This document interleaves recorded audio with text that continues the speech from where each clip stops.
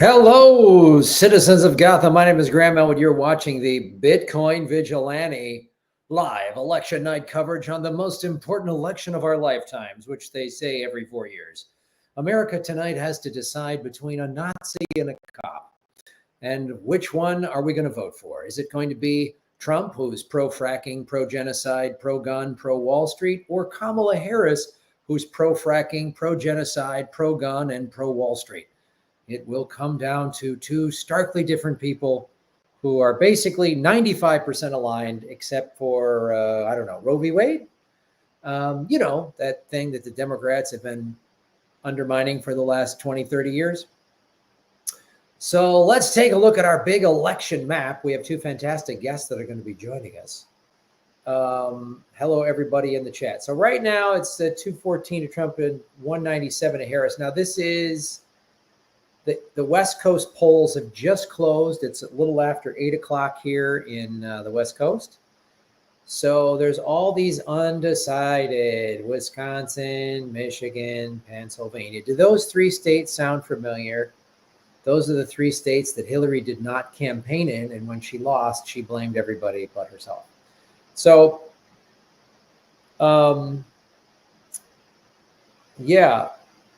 this is...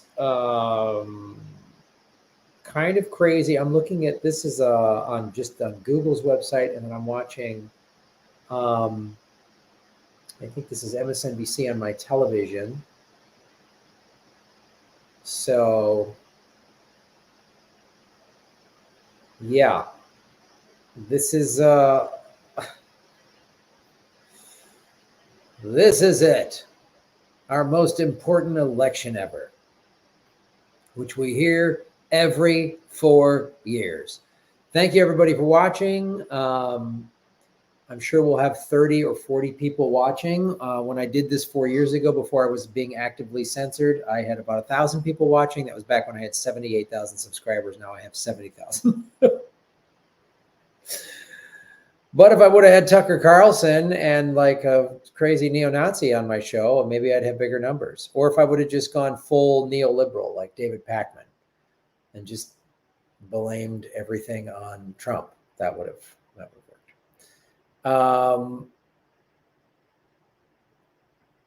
So they've given... All right, let's bring on our esteemed panelists to talk about how this is going to shape out. Thank you, everybody in the chat. Please support our show. There's numerous ways to support our show. You can donate. That's a Bitcoin, that QRF code in the corner. That's Bitcoin. That's on chain. We don't have a Lightning. Lightning is tough to do 24/7. And then there's ways you can do super chats. We will answer your questions if you do a super chat. If you're watching on Rockfin, you can do a tip. And we will answer those questions. So let's bring on our guests. Regular to the show numerous times. She runs the show Web3 is a Joke and also Minority Report. And she is someone who's very funny and also against genocide. Mona Shaikh is on our show, ladies and gentlemen. Mona, how are you? I don't know, man. I just chow down a whole bunch of chicken and lamb chops. Just emotionally eating here. Tried not to look too puffy on camera, but I'm just eating my feelings. I don't know. Just eating my feelings and trying to hold it together. It's I don't know. Are you watching the numbers? I mean, I know it's still kind of early. Mm-hmm. She's taking a beating. She is. I'm sorry. I love the fact that I just saw a fellow comic post on Instagram that this is proof that America's such a racist country, and I was like, that's not. You can't just boil it down to racism every time. Like, look at all the shit that the Democrats have not done. That is basically now people... Listen, at the end of the day, it boils down to, can people pay their bills? Can people put food on the table? Can they afford to have roof over their heads, right? You can call people whatever, right? That whole hoopla about Tony Hinchcliffe and his Puerto Rico joke, right? But Latinos are coming out in droves voting for Trump. Droves. That's not deterring them. They're like, okay, it's a stupid joke. All right, some guy made a stupid, dumb joke that we don't want to be a part of. But at the end of the day, it's about look at the economy. Look at the kind of stupid wars that we're caught up in. Look at the mess we're in. That's Yeah. really the line. You know. Well, I think it's gonna come down to the economy, and people are sitting here going, I've been talking to people like I don't even follow. I'm not even quite sure what's going on in Israel and Palestine, but I know why are we sending our money there? Like they're just like, why am I sending my tax dollars to Ukraine or Israel when the roads aren't working and my kid's school is cutting on school programs or and this is nationwide. And so if Harris does lose, which I don't know, she could win. It might, who knows? But if she does lose, and they just say, "Oh, America's racist." No, you're wrong. What about the large portion of Arab and Muslim voters in Michigan? If she loses Michigan, it'll be because of the genocide. That's correct. That's correct. She's lost a lot of voters, not just in Michigan, but nationwide, because and Mark Ruffalo is posting all this. Oh, look, I know you want to vote for Jill Stein. It doesn't hold water. It's complicated. We're trying to figure this out with Israel. When everyone's like, what are you talking about? We're funding it. All we got to do is pick up the phone and go, hey, Netanyahu, you don't get a penny. It's done. And the bombing would stop today, right now. Right. And it's like, and that's Harris, right. I'll fight tirelessly. And when I get into office, I'll try to my best. You're in office now. You're the second person in the world. Precisely. I'm going to give small businesses a $50,000, startups $50,000. You're in office now. Do that now. Right now. And you can run on that, right? When you go and campaign, be like, I just gave small businesses or startups $50,000. That's a great thing to run on. But this whole thing about I'm going to do this and do that, it's like, it's like kind of like this, as women, as single women, when we date guys, we're, married friend of ours, married women always are like, you never date a man for potential. You date a man for what he's done or what he's doing. And that's really the bottom line, right? What have they done? Nothing.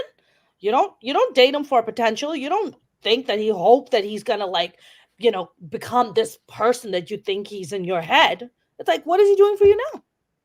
He's not doing nothing for you now? Well, that's not the guy for you then, no, is it? They're in power right now. That's the thing. When Harris says, when I get to office, it's going to be different. You're the deciding vote in the Senate. The vice president has the deciding vote in the Senate. And it's like, it's crazy. Well, I want to get more perspective on this. Let's bring my buddy, friend of the show, host of the Dollar Podcast, Dave Anthony. Dave, are you excited about democracy? We did it! Fuck yeah, baby. We did it. There, I'll go. There you go. Yeah. Well, it's all good.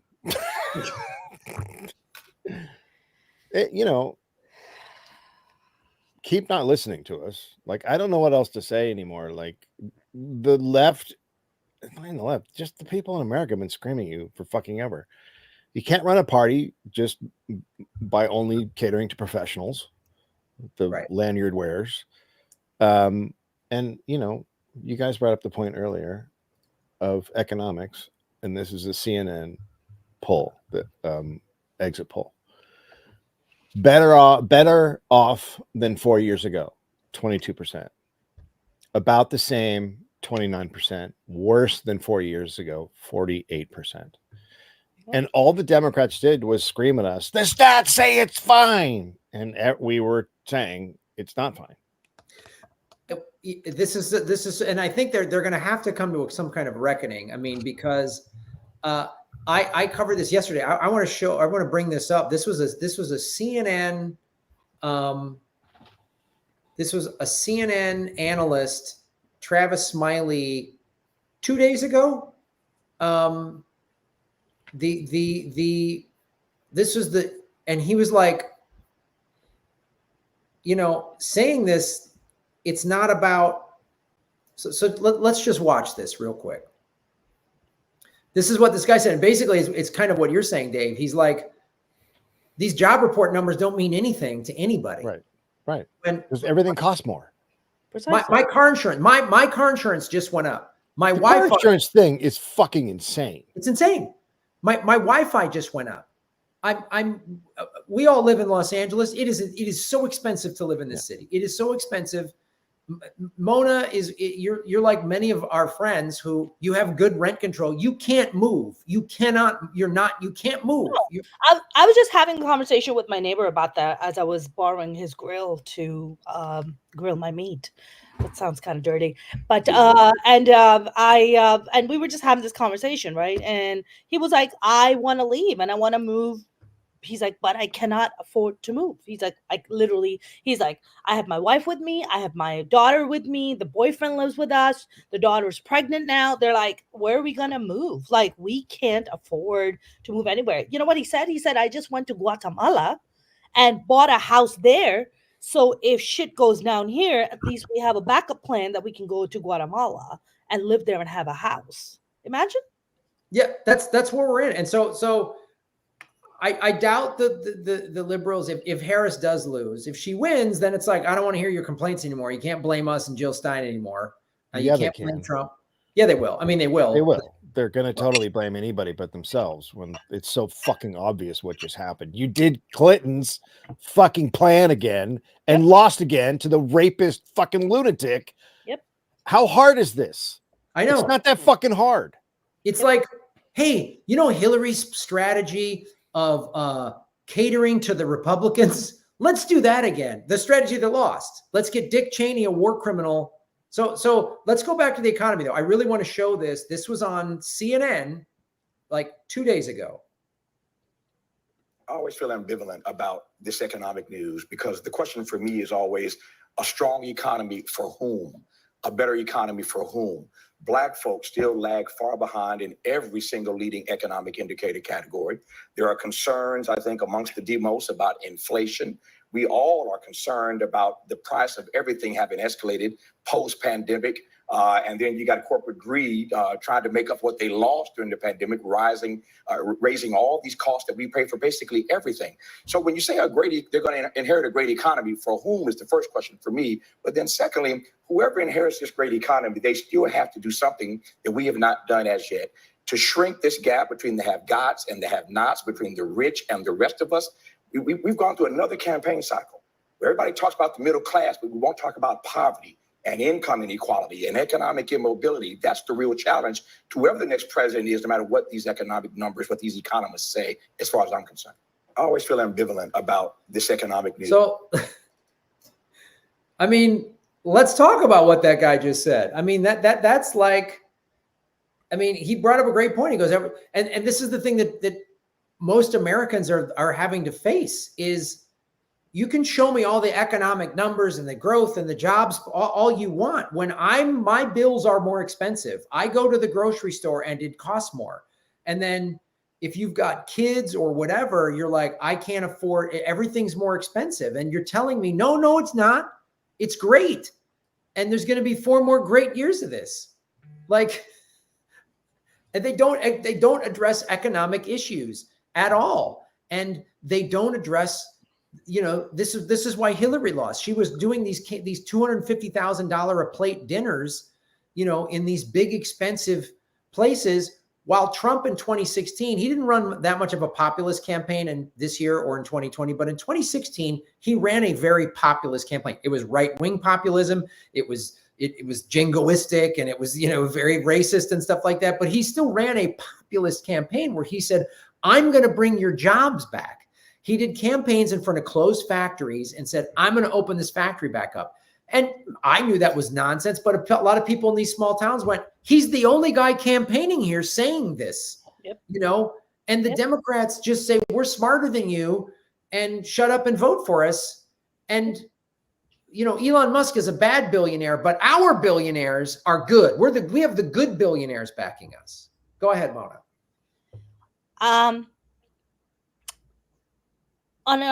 Just on a quick side note, how the fuck did Ted Cruz just get reelected? Can somebody please? I cannot fathom it. Texas is one of the most draconian, terrible places as far as voter suppression. So you gotta, to get rid of Ted Cruz, you gotta win like 60 to 65% of the vote. So it's, I mean, and that's what America becomes now. So that now that's going to be everywhere. They're gonna, as much as the Democrats wanted to do a voting rights bill of some sort, now Republicans will do one that's draconian and terrible. But like, that's not a state where it's a 50-50 vote. You just go in and vote. That's a state where Right. you have to absolutely trounce him to win. So you can't get rid of that guy unless he fucking rapes a monkey live on camera. And I think even then they'll find some kind of justification happen. Yeah, for I it. mean, the monkey maybe was being. It's going to happen. The monkey was We're coming on setting to it up. We're setting it up. The monkey was coming on to him. And listen, unless it's the AIDS monkey, and then that's different. That's right. That's different. Yeah, I mean, look, but there's tons, like you say that, and there's tons of those guys all over the place. And the reason they win, it just goes back to like the fucking rich assholes have all the money. Right. And all the propaganda. I mean, we're like North Korea as far as propaganda goes. It's just completely insane. The shit that people believe is just fucking bananas. So of course they're going to vote for a fucking idiot over a human being. Like, you know, and I don't think that guy was that great, but like, you can't even get a fucking football hero to win in Texas. Like, you're a shitty party. Yeah. You're a shitty fucking party, and you're supporting genocide, and you're just shit across the fucking board.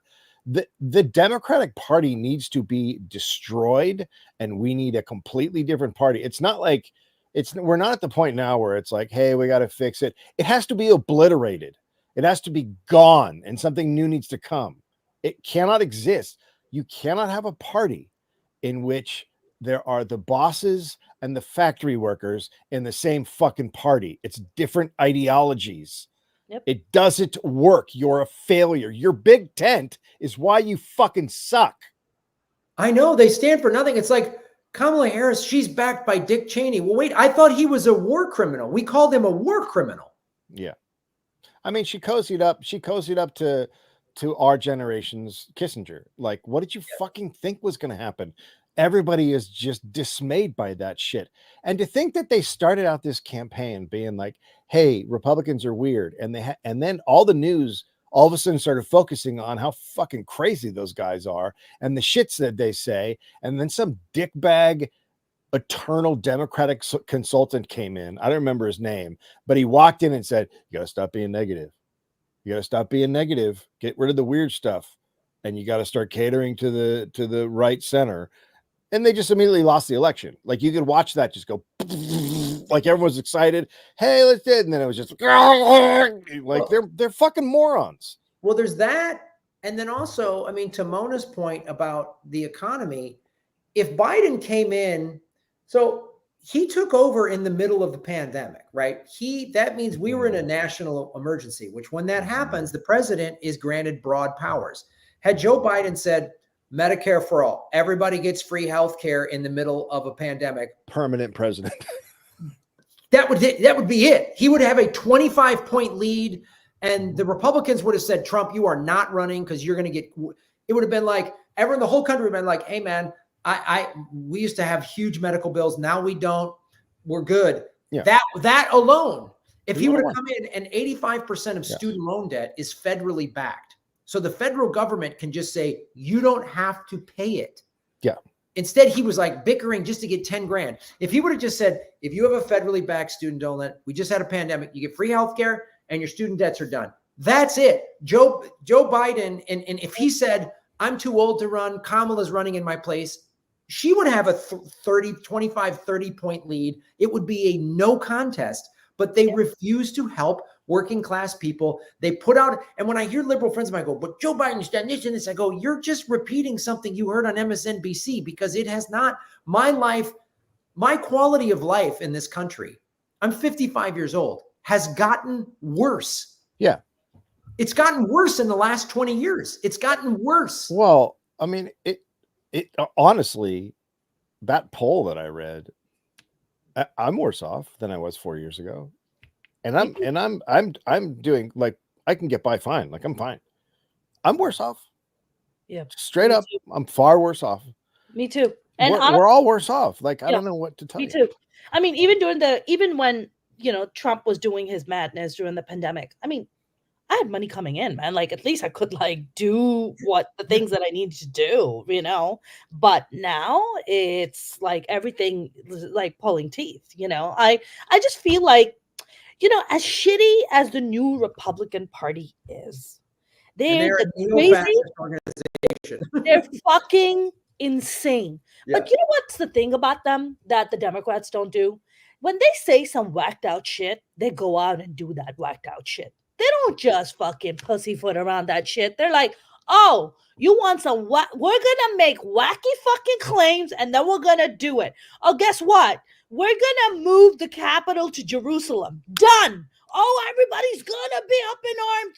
But Trump is like, fuck everybody. We're gonna do what we need to do. Okay. Oh, some other fucking walked out. They have the craziest shit that comes out of their mouth. They fucking go and do it. And Democrats, on the other hand, all this talk, all this gibberish. The only time they actually fucking take action is to fund fucking bullshit ass genocide and bullshit ass fucking proxy wars, right? Right. While catering to the middle class and trying to say, and to the lower class and trying to say that they actually give a fuck about us. They don't, man. They don't. I mean, this we no longer, Graham, the last time you brought me on your show, we were having this conversation when during the presidential debate, Harris came out and said that she's pro-fracking, she's backed by Dick Cheney, and she's a gun owner. I was like, enough said. You can just stop right there. That there is no Democratic Party. We can just stop right there, Dealing between a fascist and a fucking right-wing lunatic. What the fuck are we looking at over here? Oh, that debate, the Trump-Harris debate, I was like, did we just watch a Republican primary debate? That's what it felt like. I felt like I was watching two Republicans. Yeah. And all right, well, Harris is the pro Roe v. Wade, and Trump in the debate sounded like, well, we'll let the states decide. I was like, wow, like it's bullshit because the religious right controls him and the party, and so they're gonna try to disband Roe v. Wade. But he's like, yeah, we'll let the states decide. And it's like, oh my God, he sounds, more reasonable than. I just felt like it was there's two Republicans debating who were in 95% in alignment and have 5% of these different issues.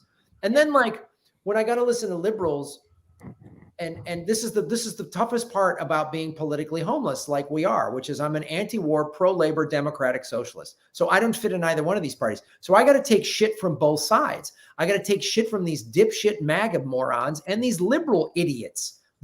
I'm so sick of it. And there was like, well, what about Roe v. Wade? Well, they don't, and the liberals don't want to hear how awful the Democrats are in the same way the MAGA people don't want to hear how awful Trump is. They just don't want to hear it. And I always say, well, wait a minute, let's talk about Roe v. Wade. Let's talk about Jimmy Carter could have codified Roe v. Wade. Clinton could have codified Roe v. Wade. You can look this up online. In 2007, Barack Obama during the primary said, day one of my presidency, I will codify Roe v. Wade. And then there's a speech he gave his first 100 days. And a reporter asked him, you said you were going to codify Roe v. Wade. And he was like, well, and he gave one of his Obama, things are sticky and tricky. Blackety, blackety, and then he didn't do it for 8 years. And this is the thing too. If Harris, and let's play the other side of it now. If Harris wins, they're not going to win as the Democrats are going to win as enough seats. So I just had Zainab Day, I believe is her name. She's a reporter for Status Quo. She lives in Kentucky, and she's Iranian of Iranian descent, right? And she's like, Graham, she's been investigating. She goes, there's all of these uncontested seats. The Democrats have abandoned their 50-state strategy from 20 years ago or 2008 or whatever. There's all these Republicans running unopposed state houses, state assembly. 68%. 68%. The Democratic Party is spending $0 to oppose these guys. They're not even running anybody. The only time the Democrats will get involved is if a progressive says I'm running. Then the Democrats will jump in and go, no. That's how they won. That's how Obama won and got all those things. It was Howard Dean came up with that. Yes. Let's everywhere, challenge everywhere. But you see liberals online and they just go, well, liberals can't win in Nebraska. And you're like, well, because I hate to break this to you. boy, your policies are terrible. The right wing, if you presented them with a bunch of leftist policies, they'd be like, oh, but that's not what you give them. So yeah, you get trounced. And well, the other thing too, the evidence to support what you're saying even more so, these red states have voted for all of these progressive policies. They vote, and some of them, red states have voted to support Roe v. Wade. These red states have voted for labor issues. They backed unions. Like, yeah. So on that note, so you're running an election, and your whole thing seems to be abortion, right? That seems to be all you're running on. Yep. But if states like Florida, who just tonight passed a referendum, so abortion's legal in Florida. So if you have these states that are passing referendums on abortion and making it legal, how's that working as far as that being your only issue? Because does that take Florida off the board? Seems like it would. Seems like it would take Florida off the board for you. You're not going to win there if your whole thing is abortion has to be legal. They just made it legal. So that's why you have to run on an ideology across the board. And that's why Trump was smart in the debate saying, well, just let the states decide. So what he's doing is any sort of like libertarian or maybe center-right women who are like, wait a minute, I don't want the government telling me what to do. They're going to go, oh, we'll just put there's a referendum on my state so I can vote for pro-choice and not vote for Harris. Great. Yeah. Yeah. It's really problematic. It is. When the Democrats, I remember after, Trump won in 2016, all these like liberal, especially like white women were like, I'm sick of white men. It was like, wait a minute, 56% of white women voted for Trump in 2016. Yeah. How do you explain that? How can you blame everything on the patriarchy when white women said nope to Hillary Clinton? Yeah, she couldn't even win her own demographic. Yeah, it's a white person thing. I mean, essentially, it's got nothing to do with men or women. The white women love Trump. Yes, they fucking love him, just like white dudes. Like, it's not great, but again, like Mona brought up, like the Latino vote is swinging to Republicans big time now. Part of that is because the Latinos we enjoy letting in are the ones that are right wing. Like that's sort of part of our whole deal at the border.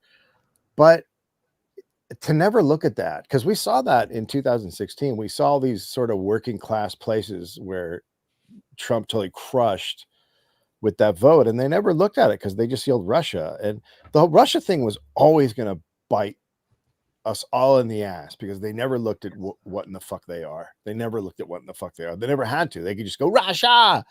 That's it. And so, so this is what we get. We get the same fucking party doing the exact same fucking election, getting their fucking ass kicked by, I'm sorry, but he is a gibbering fucking idiot. He is the easiest guy to beat in the fucking world. Ever. You are the problem if you lose to him. You suck. It's unreal. Let me take a quick break here. Alex Daslibi, thank you so much for supporting our show. Leaders need to help Americans or we are done. No, even my MSNBC buddy told me this. Bye-bye, democracy. I've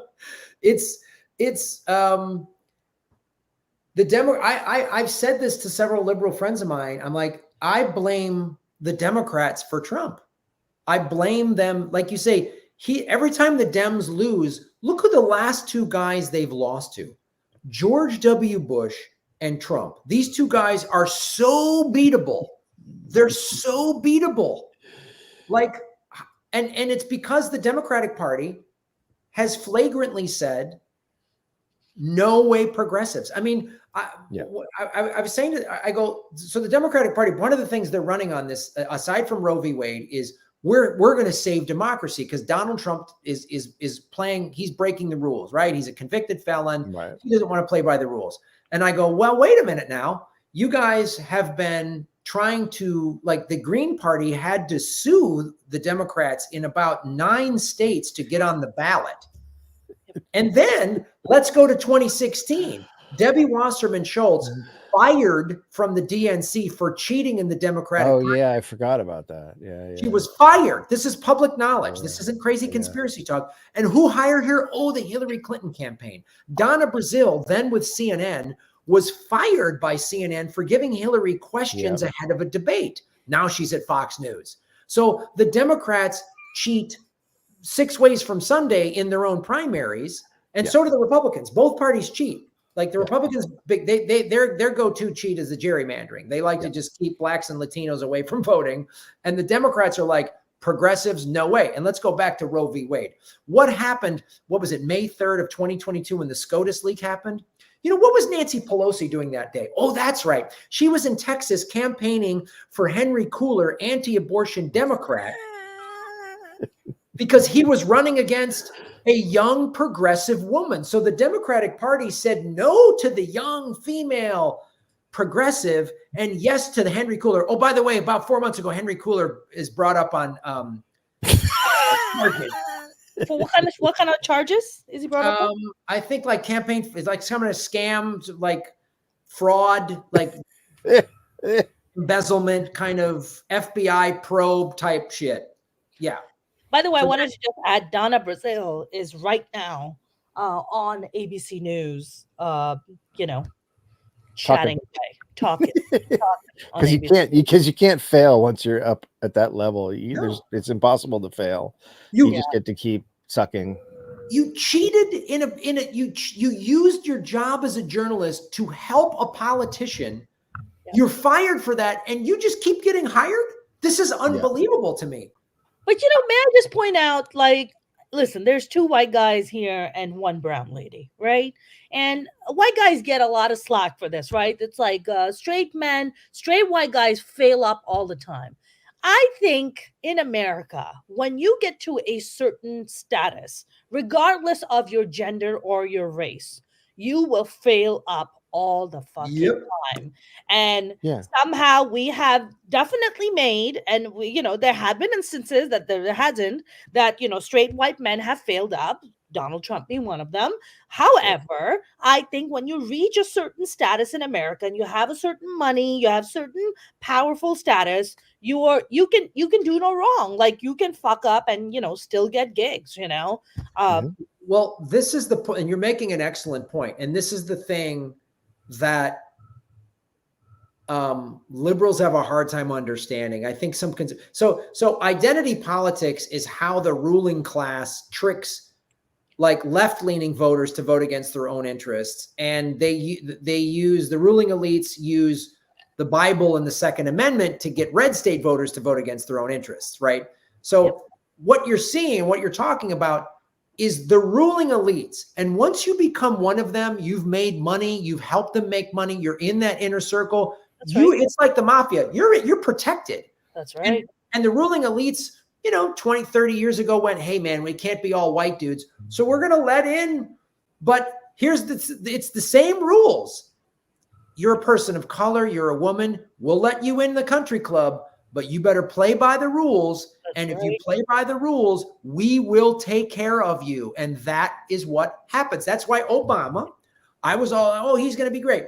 Citibank picked his cabinet, right? There was that's right. Email where Citibank said, this is who we want in Obama's cabinet. And I think it's Shitty Bank. I think it's Shitty Bank, but please go ahead. Yes, they picked his cabinet. Obama dropped more bombs than Bush. Because I remember like all my liberal friends like, oh, there's no way they're gonna assassinate him. And I was like, if he would have been like an actual lefty, yes, they probably would have. But he was like, hey, military industrial complex, I got you covered, baby. Here you go. Like bomb more Muslims and more Arab countries while catering to us and pandering to us in America and telling us how he gives a shit about us. It's like, get the fuck out of here right now, bro. Who put Chelsea Manning in jail? Oh, that's right. That was Obama. Hey, who had the federal passed a law, the Defense Authorization Act or whatever, the AUMF, in December of 2011 that allowed federal troops to go after protesters. And then that was used the next summer for Occupy Wall Street. Oh, that's right. That was Barack Obama. Hey, who were the cops that were on Army Corps land, which is federal land, that were shooting water at water protectors and Standing Rock? Oh, that's right. That was Obama. Yeah, he did that. Who opened the Arctic to drilling twice? Oh, that was Barack Obama. Like, this guy he did more than Cheney and Bush, and those guys need to be locked up, and he did it, and liberals went to sleep. We had an active anti-war movement in this country under Bush because he lied about weapons of mass destruction and got us into an illegal war that killed over 1 million Iraqis. And then when Obama went, everyone went to sleep. They went to brunch. They got nails done. It was great. Yeah. But Graham, the points that you're making, right? These very specific points. How many Americans, how many even liberals actually have taken the time to have that kind of knowledge? I'll tell you, we have 50 viewers. That's how many. In a nation of 330 million viewers, 50 viewers. Listen, people want to vote for what's sexy to their ears, right? What's sexy? What's easy? What's digestible? What's the thing that's not going to make me use a lot of my brain, where you're just going to give me some nice, sweet, bite-sized stuff where I don't have to process, I don't have to use critical thinking capabilities, right? Just give me the nice, oh, Obama's a good dude. Oh, first Black president. Okay, cool. His mom's white, but no, we're not going to acknowledge that. But, that's fine. He's the first Black president. He's a good dude. He's going to do good things for us. And now we look back on all those things and you're like, yeah, pretty full of shit. So let's take a quick look here at currently it's 230 to 192, according to Google. They have declared New York and New Jersey for Harris and Oregon as well. But those don't matter. She has to win Wisconsin and Michigan and Pennsylvania. Yeah. They don't matter. Yeah. If she doesn't win those, and she's way behind in those. Like, yeah. If she loses even one of the three of those, I think it's over for her.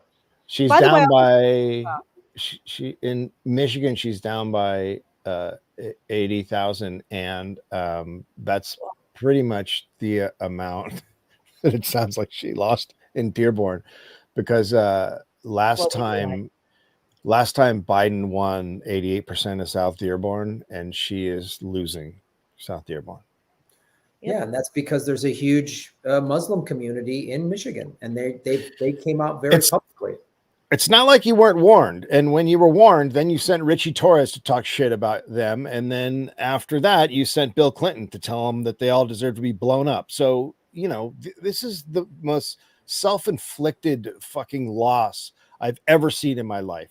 Hillary Clinton was bad. This campaign was the worst campaign I have ever seen in my life. And I'm an old fucking man. This was terrible. You're not old, Dave. I'm 75. Emotionally, not physically. Emotionally. Oh. Well, the other thing that needs to be pointed out too, in terms of how horrible this campaign was, Kamala Harris won 0 primaries. They just anointed her. Yeah. That's right. The Democratic voters didn't even say we want her. The Pelosi just said it. It's the same thing that happened with Clinton, where they were just like, clear the decks. We're going to let this lady run. And some old guy from Vermont was like, hold on. Yeah, I'll give it a shot. And they all got mad at him. And then they, like you said, all the cheating shit they did.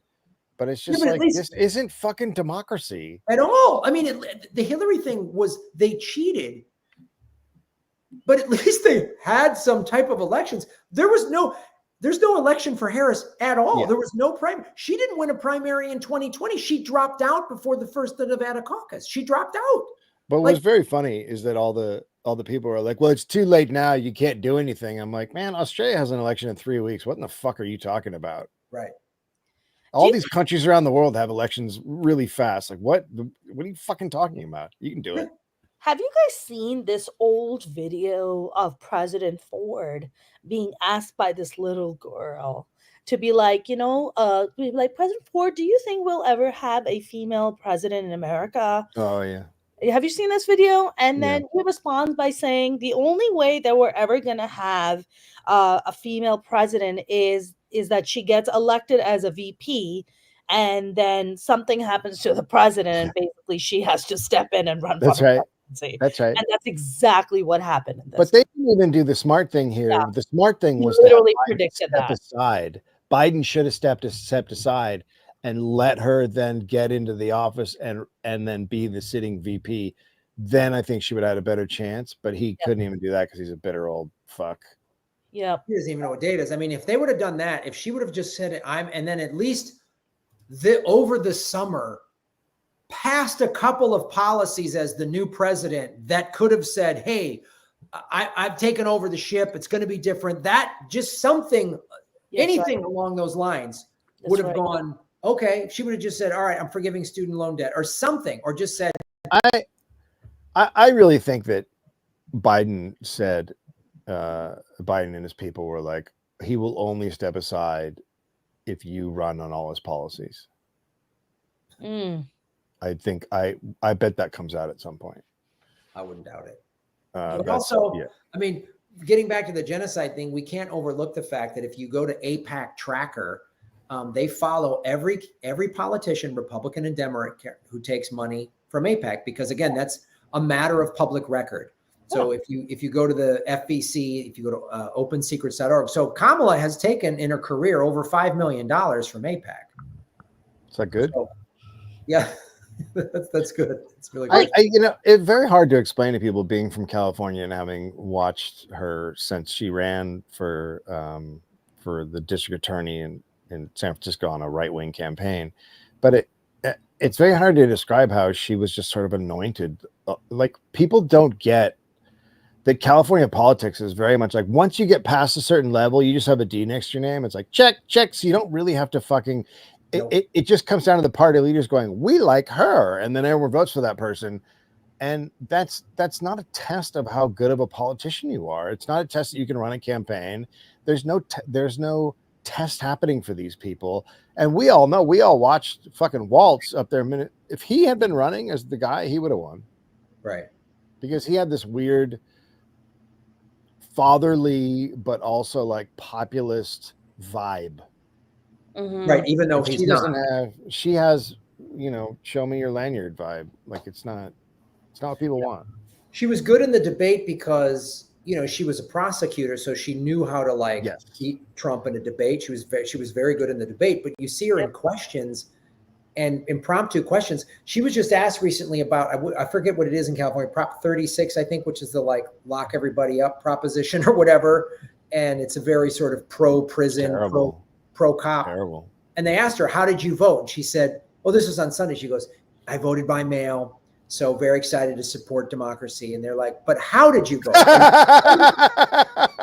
And she goes, I'm not, the Sunday before the election, we're just like, you're not taking a stance. Like, what you're going to literally play the, hey, it's an anonymous vote. We're all getting to be anonymous on election day. Like, it was unbelievable. Like, you can't answer this question.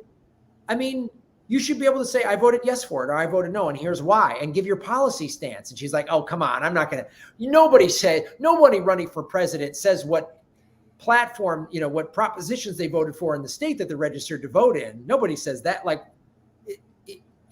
there's all these like gaffes. Can I ask you guys this is a genuine question. I'm not like being a douche about this. Like, do you think I have a very bad feeling that Trump is going to win. I mean, he has a pretty solid lead, but he's going to we still have to wait for some of the final numbers to come in. If he wins, which it seems to be headed that way, and it could be a very tight race, right? I could be totally wrong about this, but if he comes through and if he wins, they're now giving her 205 electoral votes. Real quick, this is what they just to your point. They just brought in 205 electoral votes. So you got to get to 270. And I think the 4 states that really matter, Wisconsin, Michigan, Pennsylvania, and Georgia. But anyway, go ahead. By the way, don't leave Nevada out of the conversation because don't leave Nevada out of the conversation. I was in Vegas last week, literally on those giant screens, people placing bets on who's going to win. And Trump was at like 65, 70%, and Kamala was like 25, 30. It was like insane, right? Nevada is because Nevada has the highest has the highest unemployment rate in the country because they got hit the hardest during the pandemic. So I think they and also they've been pretty red for a while, anyways. But this is a genuine question, guys. Do you think the moment Trump gets elected, if he wins, do you how soon before there's a full blown World War III that takes place, or it doesn't? Do you think he walks in and he calls up Netanyahu and says, "Fuck off"? I think he's happy to. Here's how Trump runs his foreign policy. What's best for my hotels? So if people start protesting his hotels and stop going to his hotels, he'll stop what's happening in Gaza. That's not happening right now. But literally, that's his foreign policy. How do I make money? Why are you stopping me from making money? He's not going to, he is a guy who doesn't want World War III because that fucks up his business. Right. I mean, that's what he is. Everything he does is about the grift, about making cash. That's all it is. There's no fucking ideology there. There's nothing there. It's just, how do I make money? So I don't know what he's going to do in Gaza. I would assume he's going to let Netanyahu flatten it and flatten the West Bank. That's what I assume. But I also think that's what the Kamala was going to do. So what's the difference? Well, I think Kamala was probably going to maybe slow it down a little bit, where she would give 2 bombs every 2 weeks. Trump I don't think she would like, have. here's 1,000 bombs in a week. Why are you? Let me ask you. Why do you think that? Why do you think she would have slowed it down? I think she would slow it down to cater to the liberal aspect of it, to the fact that I'm actually trying. I'm a good person. I'm trying to do the right thing. You know, I have compassion. That whole bullshit rhetoric. It seems like they can get away with that by just going, we're trying really hard. What's what Biden was doing, right? I keep telling him, like, we're worried about this. You got to stop. I have red line. Like, he would just say stuff that was just the opposite of what was happening. So right. But Trump has just come out and said, when I come into office, I tell Netanyahu, go finish the job. Right. That's a much different tone than I'm trying. I'm making phone calls versus here's the fucking nuclear bomb. Go take care of it. Right. Well, just the whole thing out. That right there sums up these two parties, in my opinion, because Trump will just go, yeah, flatten Gaza. And the Democrats will go, gee, we're trying. Netanyahu, here's some more bombs and some more money. If Harris wins, she'll go, we're just going to keep, she said at the debate, I'm going to keep standing by Israel. This is what the Democrats love to do. Pretend they're the good guys. Like Netanyahu, keep bombing. Or they're going to go, like you said, they're going to go, we were going to send them a full shipment of bombs, but only a half shipment to show we're serious. It's just like, it's so performative is what the Democrats do. Yep. And then there's always somebody else to blame. And the other thing why I think Trump, if he's elected, both of them get money from AIPAC. So Trump moving the thing to Jerusalem or whatever, the embassy, that's part of the Christian right. The Christian right wants to wall off Jerusalem so that Jesus comes back. They're out of their fucking minds. Yeah. Well, they have the red heifers and the whole bit. Yes. You know, the Messiah is going to come down and then, So those people fund Trump. And to Dave's point, Trump doesn't care about the Bible or religion. He's like, but if these guys are cutting me big checks, sure, I'll do whatever nonsense they want me to do. I'll rope off their nutbag reunion. And as long as I still get paid and I'm the man, I don't care. And so, you know, this is why there's no good option in terms of stopping a genocide. Yep. It's just going to be, it's like I said, it's like 4 years ago when people were like, liberals were like, you got to vote for Biden because he'll be better for the environment. I go, okay. So here's the difference. What I said 4 years ago, and I might have been a little wrong, is I go, if Trump is president, we'll have complete climate collapse by like the year 2040. If Biden's president, we'll have complete climate collapse by the year 2043, 2044. And I was kind of wrong because Biden signed more drilling permits on public property on federal land than Trump did. And Trump had a cabinet full of climate deniers. So that's what the Democrats do. And if Harris wins, what she will do is nothing. And she'll go, boy, the Republicans kept blocking me. And then this midterm election in 2026 is our most important election. Like I've heard this for fucking 30 years. It's always, and the centrists, liberals are centrists, and centrism enables fascism. And what the centrists are always, there's this mythic, magical day somewhere in the future where not now, don't fight the real fight now, but later we'll get to, like, if Harris wins, we'll hear from the liberals, we got to pull her to the left. They're not going to. They haven't pulled Biden to the left. He's bombing fucking Israel right now. They didn't pull Obama to the left. They didn't pull Bill Clinton to the left. Liberals, when they get their dipshit in the White House, they go sit back and they go to brunch and they go, we did it. Everyone in the middle of the country is stupid. Like, that's what they'll do. And nothing, and they'll keep yelling at us every 2 and 4 years for this lesser of two evils shit, which is why we're on the brink of civil war. We're on the brink of World War III, and we're facing extinction from climate collapse. Yep. But as long as white women in the suburbs can get abortions, that's what matters. Yep. Yeah. Yeah, we just solved world problem right here. I think that's it for the evening, guys. I think we solved the problems. What's it would be funny if after all this, then she did eke out those states and win, like that would after, like, because this is how it works. Wasn't Biden losing it and then he came back. But this does seem different. Like the Georgia thing is bad. So 93% of votes in. She's down by less than 100,000. But so I brought this up to Graham earlier when we were on the phone, and I didn't know this until I read it today. Like I pay attention to Cop City from the aspect of oh God, they're going to kill us all. But Cop City in Atlanta. So first there were all the protests, right, and then they assassinated a protester, and they arrested a bunch of people illegally. And then so all the people got the whole city riled up, and they got a referendum on the ballot to vote out Cop City or vote it in. So it was going to be the people's choice, which is what we call democracy. And then the Democratic City Council killed it. That kneecapped turnout. They do it to themselves. Yeah. And now what are they down by? Oh, it looks like is. So they're down by 150. Who knows how many people would have turned out if that referendum was there? Yeah. This is the kind of shit that gets people to turn out.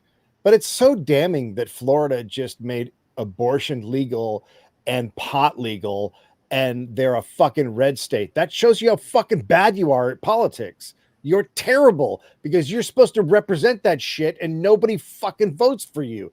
They want your policies and they don't like you. It's what do you fucking see? No, the liberals will, because liberals just follow other liberals on social media who will scream and yell, and they think celebrities, like somebody sent me from, was like, look what Mark Ruffalo said. I was like, I don't give a fuck what Mark Ruffalo. I don't care what celebrities there think. I don't care what a rich celebrity thinks at all. Precisely. Like no, none of us here or anyone in their right mind is being like, oh my God, is J-Lo gonna vote for Harris? Oh my God, yes. What was there was some, when the podcast thing happened, when she went on that Who's My Daddy podcast, and they were just like, oh my, look, she's gonna win now. And you're like, dumb shits, Trump's already been on top of the 2 comedy podcasts already. Yep. Yes. You just didn't fucking see it. That's but right. Like they do all this shit. And you're just like, what are you doing? Do you know why Kamala didn't do Joe Rogan's podcast? Do you know why she didn't do it? Because her people reached out to Rogan's people and said that she will only allocate an hour to do the stupid fucking interview. Mm-hmm. And then Rogan tweeted, he goes, an average shit takes 15 minutes. Right? I will say that Joe Rogan's podcasts are horrifically long and unlistenable because of that. But that's the fucking venue, man. That's the venue. Why would you not take that opportunity? Why would you not go on there? That blows my fucking mind. Like, so you're saying that unless the environment is 100% controlled by you, you're saying that you would not be able to carry yourself. Is that what you're saying? So Yeah. how the fuck are you gonna run a whole fucking country? Like, is that what you're saying? I mean, That just killed it. I mean, like they make this whole thing, and Harris is trying to appeal to the male voter. Gee, would Rogan get you access to male voters? And like people are like, oh, like, and Rogan had Bernie on in 2020. He had Yeah. Bernie on for 3 hours. And Yeah. Rogan will ask you whatever questions he'll ask you, but he's not an unreasonable fucking guy. He's not. I've listened to enough of his. He's not an unreasonable. I would conversation. I would actually say listen to his podcast with Elon a couple of days ago because he's gone off the deep end. No. I'm sure he has, but I'm talking about as far as the questions go to a presidential candidate, right? He's not gonna go there and just fucking drill her and to be like, you're this and you're that. At least I do not expect that of Rogan to do something like that, right? No, but he would ask questions she can't answer because she's trying to do the whole wishy-washy policy thing. It's exactly that, right? So that's a missed opportunity. So if you stand on 10 toes on your fucking business and you stand your ground and you know your fucking shit and you know the policies you stand on, you go and do that fucking 3-hour interview. You do it.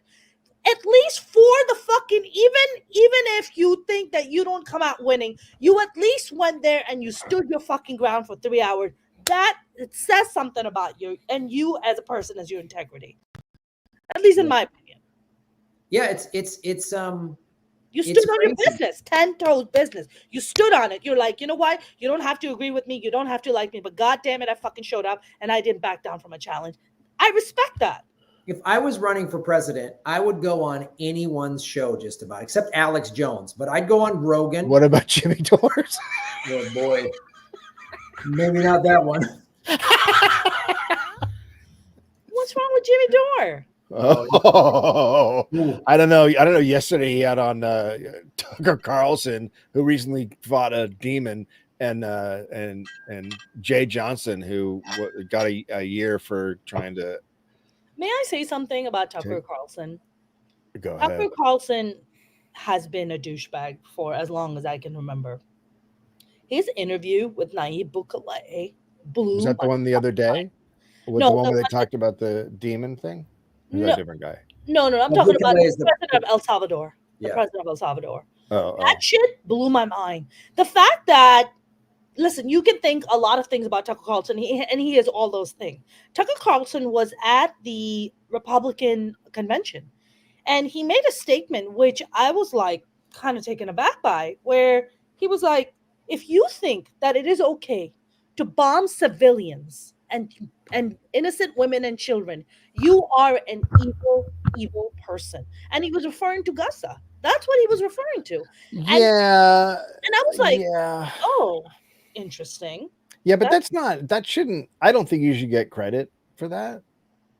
I was shocked to hear it out of Tucker Carlson. No, but I don't think you should get credit for saying it's bad to bomb women and children because listen, but that's how low the bar is, Dave, though. But that's how low the bar is. Did we hear Harris come out and say that? Did anybody from the Democratic Party has come out and said shit like that? No one. But the fact that they had Tucker Carlson saying that at the Republican convention made me go, wait, am I voting Trump? Like, it made me go, what? I mean, they definitely have been trying to paint themselves as less bloodthirsty than Democrats. It's definitely a calculated thing that they're doing, because you can see it a lot. And then the billboards they put up around Dearborn and stuff saying that, Kamala's, behind all this shit. So it was definitely a campaign tactic. Carlson has always been less about attacking other countries. It's sort of a part of his thing, and it's why he sucks in some people that we know. But his other stuff, his answers are always, but let's do fascism. Yeah. Which is the problem with him, is because we can have some commonality with people we disagree with, but their solutions are horrifying, and his solutions are horrifying. Yeah. Alex Daslibi, thank you for supporting the show. Alex says getting rid of Joseph Raisinette Brandon proved Dems can get some things done, helping voters. Sorry, no can do now. The Senate Parliamentarian said no, plus the filibuster. Sorry. Than a parliamentarian. That's a great point. I wish you would say no to both these parties. Oh, Hawaii went to Harris. Oh, Hey, 209 electoral votes to Harris. didn't she just have 2010? Did she go back? No, She had 2005. She just got the 4 from. Oh. By the way, me and Graham were having this conversation, Dave, before you know he invited me tonight on this. Is that either one, if either one loses, who's gonna play the victim most, right? Who's gonna say, Graham? You were saying that it was basically going to be like either party is going to attack each other to be like, you know what, the elections were stolen. So if Dems win, Republicans are going to say the election was stolen, and if the Republicans win, the Dems are going to say that the elections were stolen. So I really want to see who's going to out victim who the most. Well, I mean, yeah, that's what's happened the last 2 presidential elections. In 2016, when Hillary lost, she said, oh, it was Russia and Burn Bros and everybody else. And the Democrats said Trump cheated. And then in 2020, when Biden won, the Republicans said Biden cheated. So whoever loses is going to say they were cheated, because if it's, especially if it's close. I mean, if there is a January 6th 2.0 this time, I want to know if they're going to have a vegan in it like they did the last time. Remember that guy with a very special dietary thing who had the horns guy? Yeah, he had a special I wonder diet. who it's going to be this time. Yeah. And I don't know how bad it's going to be. Like last time they rub like feces on like Nancy Pelosi's desk and stuff like that. Yeah. Right. But I'm okay with that. Like that's the kind of stuff I'm fine with. I mean, I don't even know. Did they poop there or did they bring the fresh poop? Like, I don't even know. No, the guy took a shit in the drawer. He took a shit in it. Did he shit in the drawer? Yeah, he shit in it, which is fine. I mean, that should happen more often. I mean, look, he could have. So there's a guy, the independent guy in Nebraska that's running for Senate. He's so 60% of the votes are in, and he's down by 25,000 votes. That's pretty good. I mean, he's a lefty.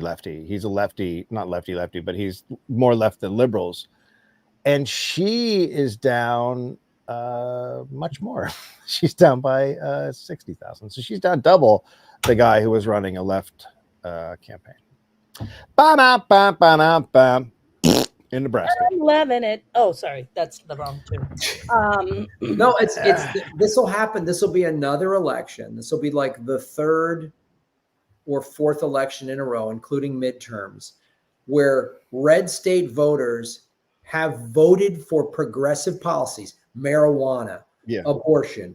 I mean, you labor laws. I mean, where they voted for these left policies, but not voted for the Democrat, president. Guys, did you just see that? Trump just won North Carolina.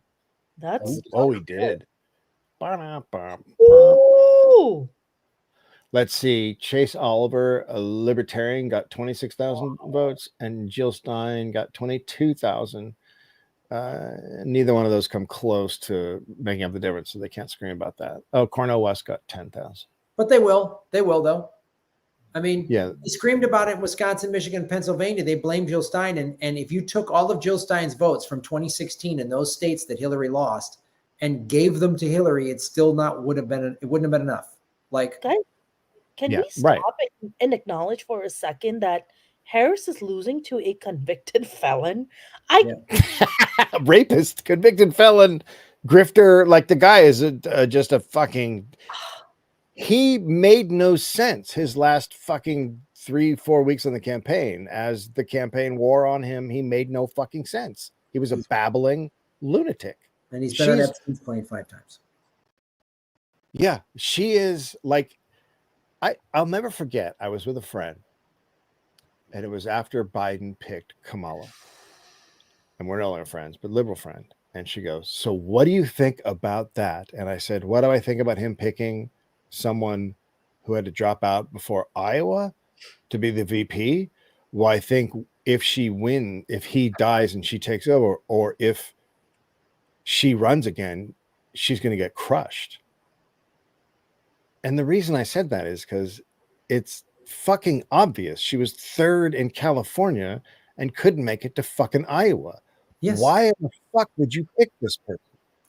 Tulsi Gabbard crushed her in a debate, and Tulsi Gabbard called out her record of arresting black people as attorney general. Tulsi Gabbard crushed her. And that's like she lost, she dropped out. Thank you, Annabelle Corley, watching from Australia. Australian here. I'm sorry. Dave, we are mini USA, but America's still way ahead and crazy. Trump is your best. Yeah, I mean, you guys are right behind us, but yeah, you're definitely way off. I mean, look, at the end of the day, all these countries that have healthcare, like, we might not be here if we had public health care, because all these economic issues that everyone's facing, like, we can't go to the fucking doctor. We can't pay for doctor shit. If you want to go to a doctor now, it takes 6 months because the pandemic took out a bunch of fucking doctors, and insurance sucks. And by the way, like, I was just in London for 10 days, right? I'm there hanging out with a friend, haven't seen in a long time, and he goes to me, "Oh, by the way, do you know that the NHS is being privatized?" I'm like, "What do you mean?" They're like, "They've gone bankrupt. They don't have the money anymore." So he goes, I said, "Oh," he goes, "You know, the last time I was in London," he goes to London a lot for work, and he goes, "Last time I was in London," he goes, "You know, of course I'm visiting. I got super sick." He goes, "They took me in, no questions asked, took care of me, gave me stellar service. Stellar." He's like, words cannot describe what kind of service they gave me, right? Took care of me, the whole 9 yards, never saw a bill, never had to pay a penny, right? Now NHS is going bankrupt and has to be privatized. And I got to say, when I got to London, I had 101 fever for 2 days in a row, right? I don't know. I got super sick. I was taking medication. It wasn't working. I was taking NyQuil. I was taking Abbott. It just wasn't working. And I had a show to do. And I'm like, what the fuck am I going to do? I got to get my act together. I go online, guys. This is how amazing their healthcare system is. I go online and I find a pharmacy nearby. And I'm like, hey, I need a prescription medication to, like, give me something high potency that's going to bring my, I tell them my symptoms. The doctor online approves your fucking prescription, 25 pounds. They're like, 2 hours, your prescription's going to be ready. I show up, I pay 25 pounds, no question asked. I take my medication. I get back in 100% shape and go do my show. Would we ever be able to do that in the US, guys? No. You could, but it would cost you hundreds of dollars. Yeah. Not to mention how many hours I would have to sit in emergency. Yeah. Right. To be seen. I think we need to talk about another factor here that is, there's that, bankruptcy is the number one cause of bankruptcy in America is medical debt. We have roughly 50,000 people a year who die because they're denied health care because they don't have insurance. They're just turned away at the hospital. They're like, you don't have health insurance. Sorry.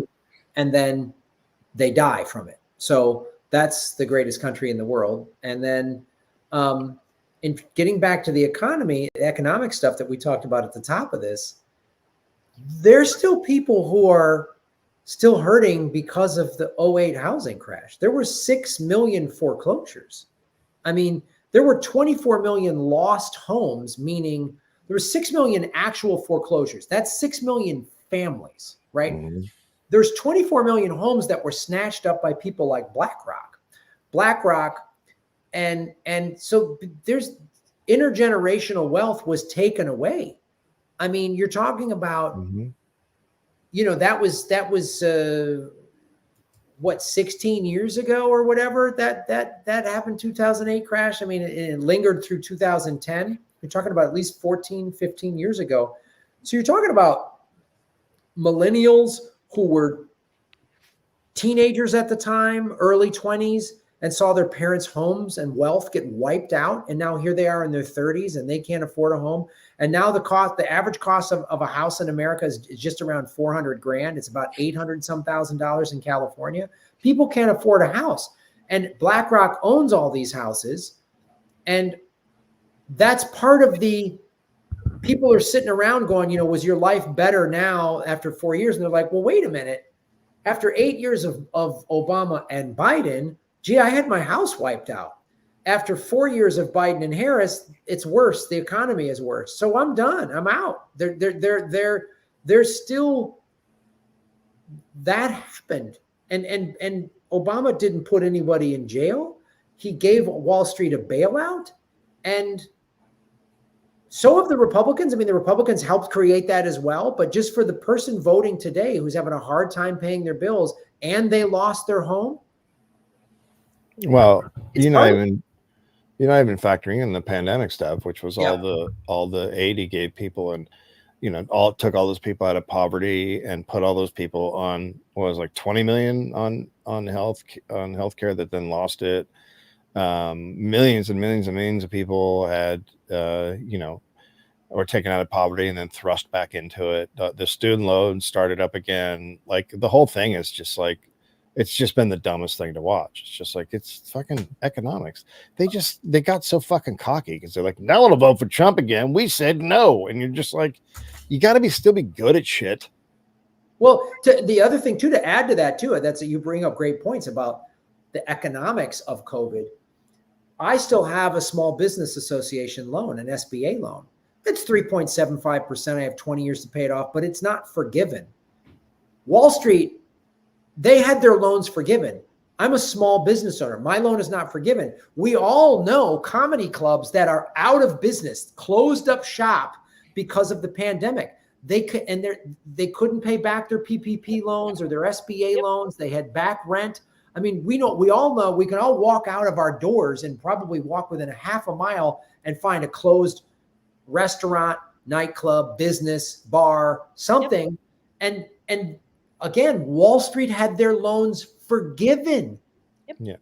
And no, people haven't forgotten that. Fan of fanfics, thank you for supporting the show. The confusing irony is the ACAB voters voting for a prosecutor and the thin blue line voters voting for a convicted felon.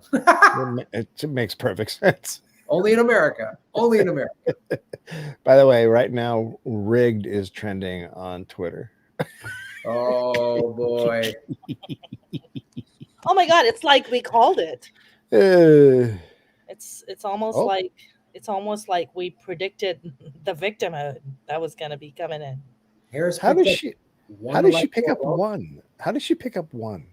Is that Iowa? Doesn't Iowa do that? They is it Iowa or is it Nebraska? Might be Iowa or Nebraska does that, where they give a one of their electoral votes goes if one candidate gets enough votes or something like that. Oh, you're right. I think more states tried to do that this time around.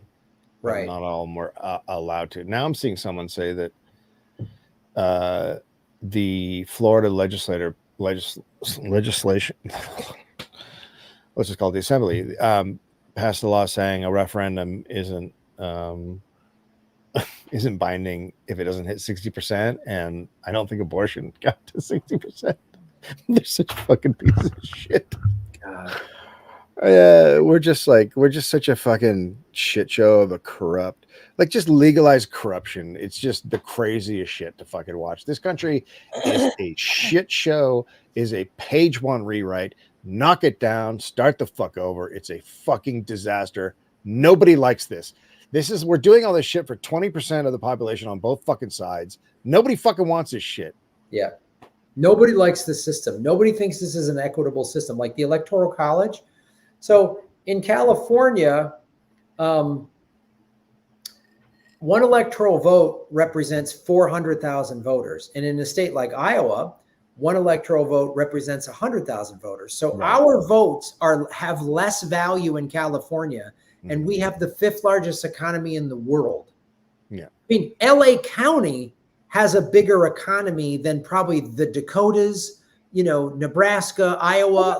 We're number 4 in the world. We beat out Germany. Yes. California. We beat out Germany.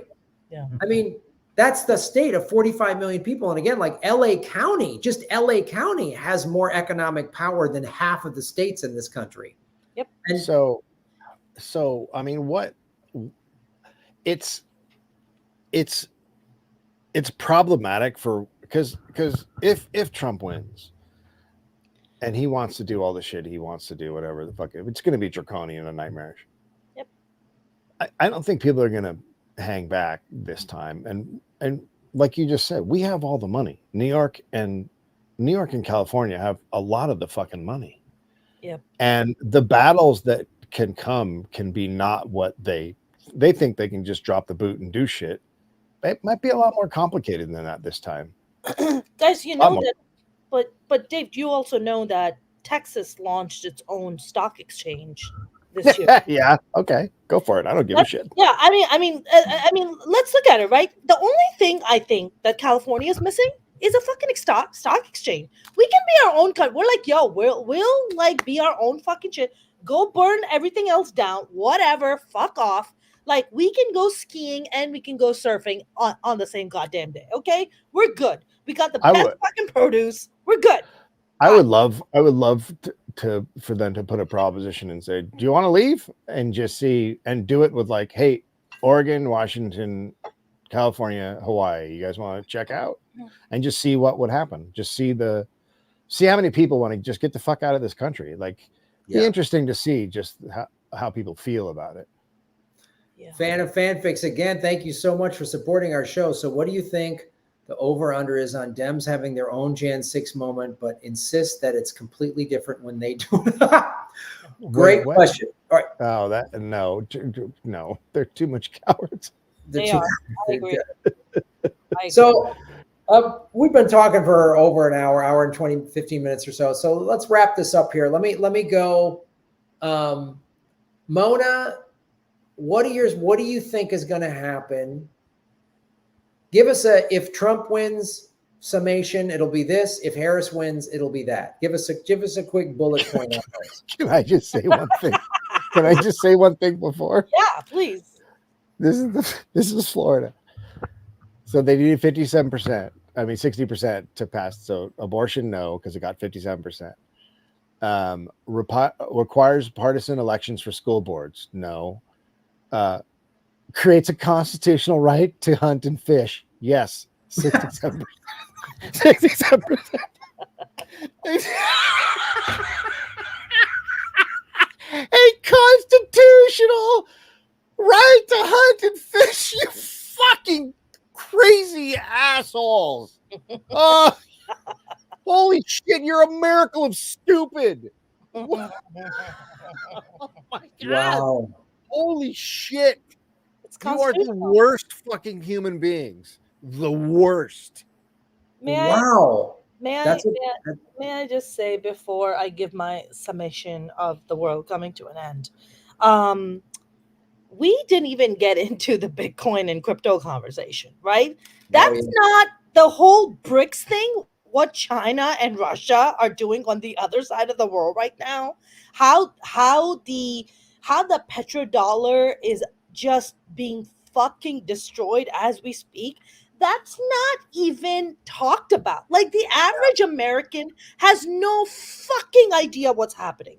If you listen, and I don't know if you guys listened to the speeches that what Xi Jinping gave out and what Putin did, right, for the BRICS conference that just took place, it fucking went shivers down my fucking spine. When I was listening to it, I was like, are you fucking kidding?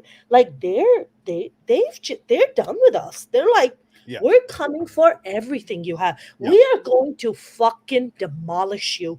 Go fuck yourself. That's literally what they were saying. No, we need to talk. This is before we wrap up. That's a great point. Totally forgot to bring that up. We do need to talk about, and thank you, Alex Dazleby. Speaking of the banks were afraid. Yes, we got to think more of the banks. The banks are people too. Thank you, Alex, for bringing that up to our attention. I really appreciate it. Derek just made a really good point, and it's exactly reiterating what I just said, which is BRICS can just sit back and watch the West eat itself. That's exactly what they're doing. We are completely eating ourselves. Like, it's just. So let's analyze that real quick too, because this will affect whoever wins. We have all of these allies. No. We've got Australia, UK, Western Europe, Israel.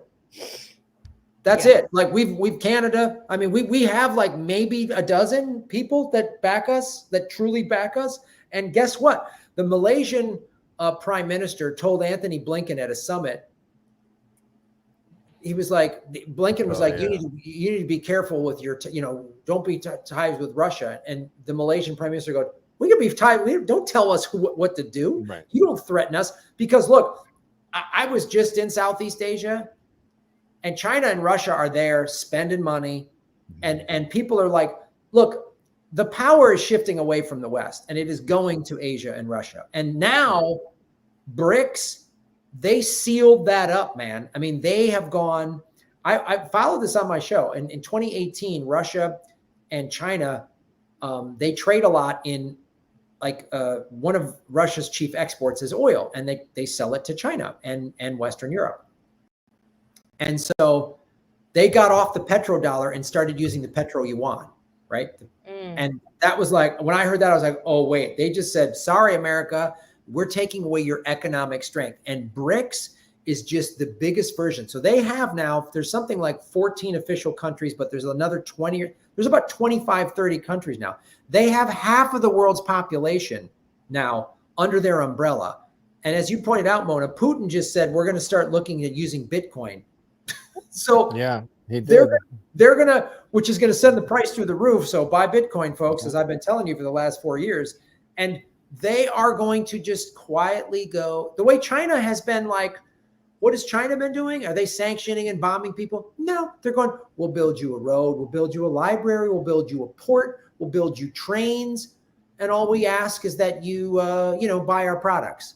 And like, so people are watching America lose its credibility, backing Israel in a genocide. It's absolutely loses its credibility. 2/3 of the UN got up and walked out when Netanyahu gave a speech. Yep. All of these countries are like, the BRICS countries are all unified in terms of we're against the genocide, and they're unified economically.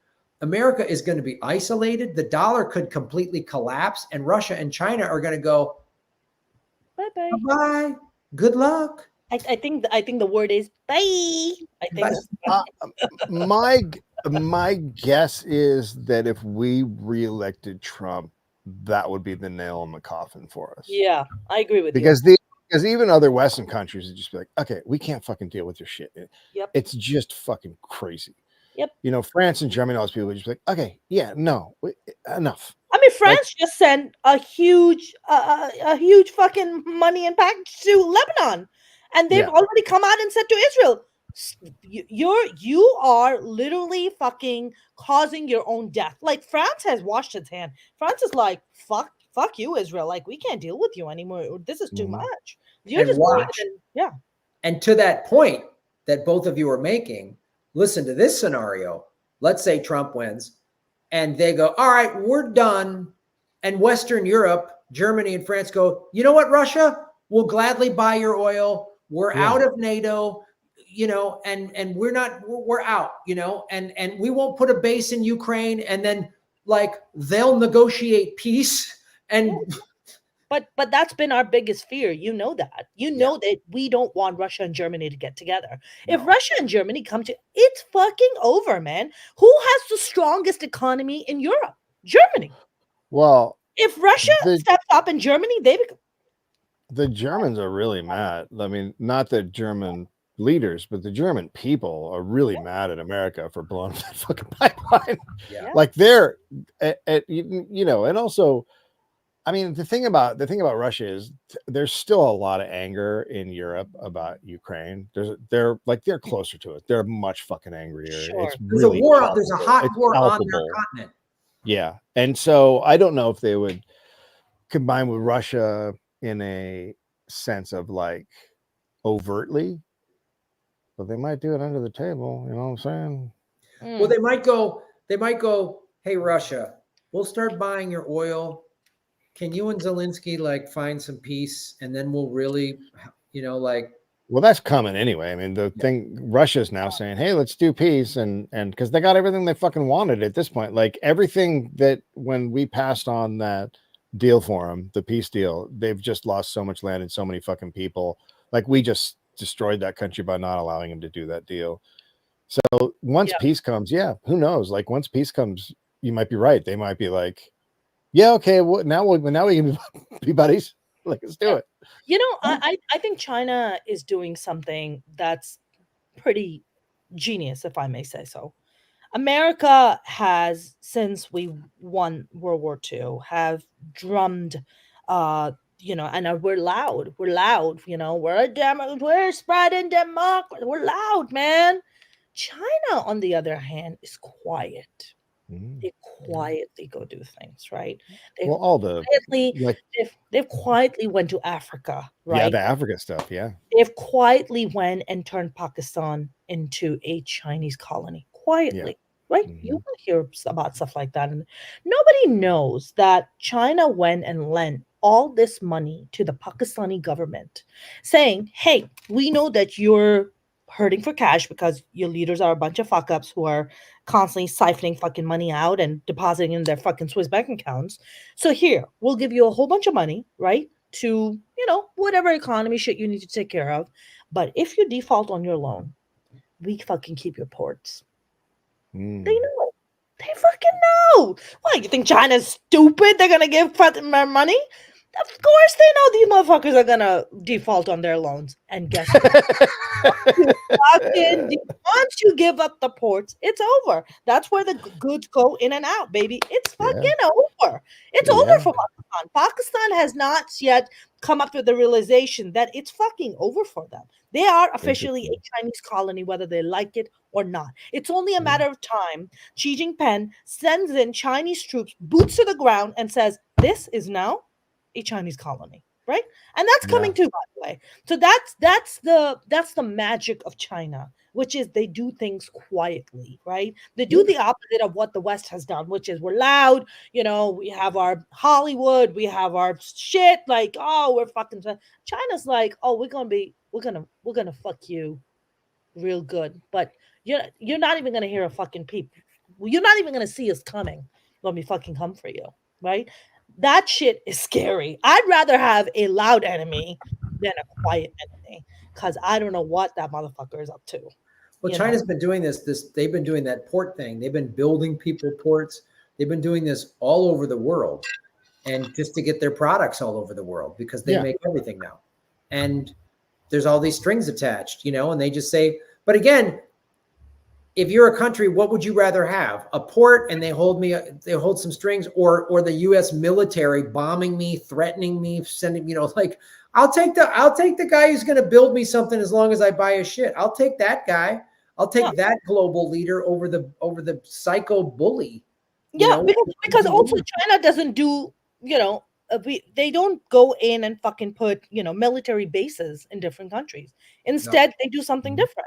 They're like, we're going to go and really hold you by your balls, which is your economy, right? Yeah, they do capitalism better than we do. 100%. They're like, fuck military bases.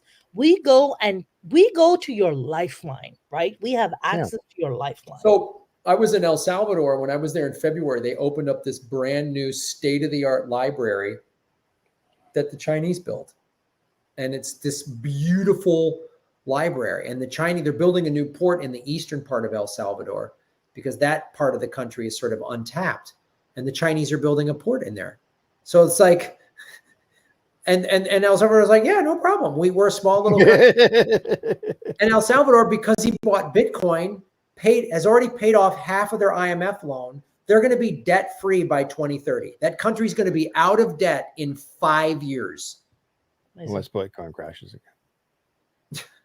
Well, did you hear about the American government and coming out and telling El Salvador, well, you need to slow down on buying your Bitcoin. You need to slow down. Well, who the fuck are you? They can do whatever the fuck. Who the fuck? They're a sovereign nation. Who the fuck are you? Why don't you know what? Why don't you worry about your own fucking failing, petrodollar? Why don't you go and fucking buy some more Bitcoin and tell your fucking average person to go and invest in Bitcoin rather than having your rich motherfucking friends like BlackRock going and siphoning and, investing all this money in Bitcoin? Fuck you. Who the fuck are you? I know. And just wait. I mean, El Salvador is probably going to join BRICS. Like, it's a matter of time before they join BRICS, and 100%. Then they're just going to be like, especially if BRICS goes on the Bitcoin standard, El Salvador will be like, yeah, all right, we've already been doing this, we'll join. Maybe, yeah. I mean, Brazil barred Venezuela from joining. Oh wow! Well, we know why. Lulu. Well, we know why. Yeah. Brazilians and Venezuelans fucking hate each other. We know Yeah. that, right? Mhm. And let's They're also battling each Yeah. other out over who has the hottest women. well, not just that. Look at the guy who's the leader of Venezuela, who Malay. He's No, Malay is the leader of sorry, Argentina. Argentina rather. Sorry, Maduro is the leader of Maduro Venezuela. is Venezuela. Sorry, yeah. But I think that's too bad, man. I think Well, Venezuela could really use that. Yeah. They could really use Well, it. Venezuela has got one of the top oil reserves in the world. That's why we're always trying to meddle in there. Yeah.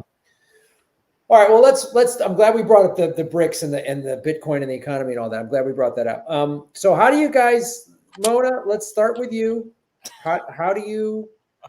I know it's like there's like which type of shit sandwich do you want to eat? Do you want the one that's wrapped in the American flag or the one wrapped in the rainbow flag? Which shit sandwich do you want to eat? And they both taste like genocide. Hey, man. First of all, somebody wrote here that New York Times is predicting that 93% win for Trump because it's not looking good for Kamala. I gotta say, I am shocked. I thought this would be a pretty close race, and maybe it still is, but it's not looking like it's gonna be. Which just tells us that I think I I don't know. If Trump wins, I think we are, in my opinion, I think Trump. I know Dave, you feel otherwise about it because for him it's all about the money. But I think because Trump is such a insane narcissist, and having grown up with two narcissists, known as my parents, I have first-handedly seen that narcissists have this incredible ability, to somehow be able to build things and then destroy them with their own two hands because they have to serve their fucking narcissism and they have to serve their sickness. And maybe Trump wouldn't want, but I think for Trump, it's always about showing whose dick is bigger, and World War III, and the fact that he's going to talk about going and fucking annihilating and completely destroying Gaza, which I think is gonna, uh, I think the neighboring Arab countries are not going to take that very, very lightly. I think you're going to see a united front from the rich, especially the Khalij nations, which are the rich Arab nations, who are not going to take that very lightly because they're going to feel like they're next, and they're going to feel like their existence is being threatened next. So I think, I and then you bring China into the conversation, then you bring Russia into the conversation, and it just gets very, very ugly very, very quickly. So I don't know. In my opinion, I think if Trump gets reelected, we are probably looking at a World War III.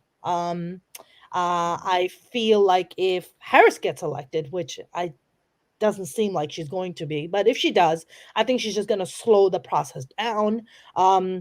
I think Trump has been grifting and talking about how he's gonna, promote Bitcoin and adopt Bitcoin. He I don't. doesn't know what it is.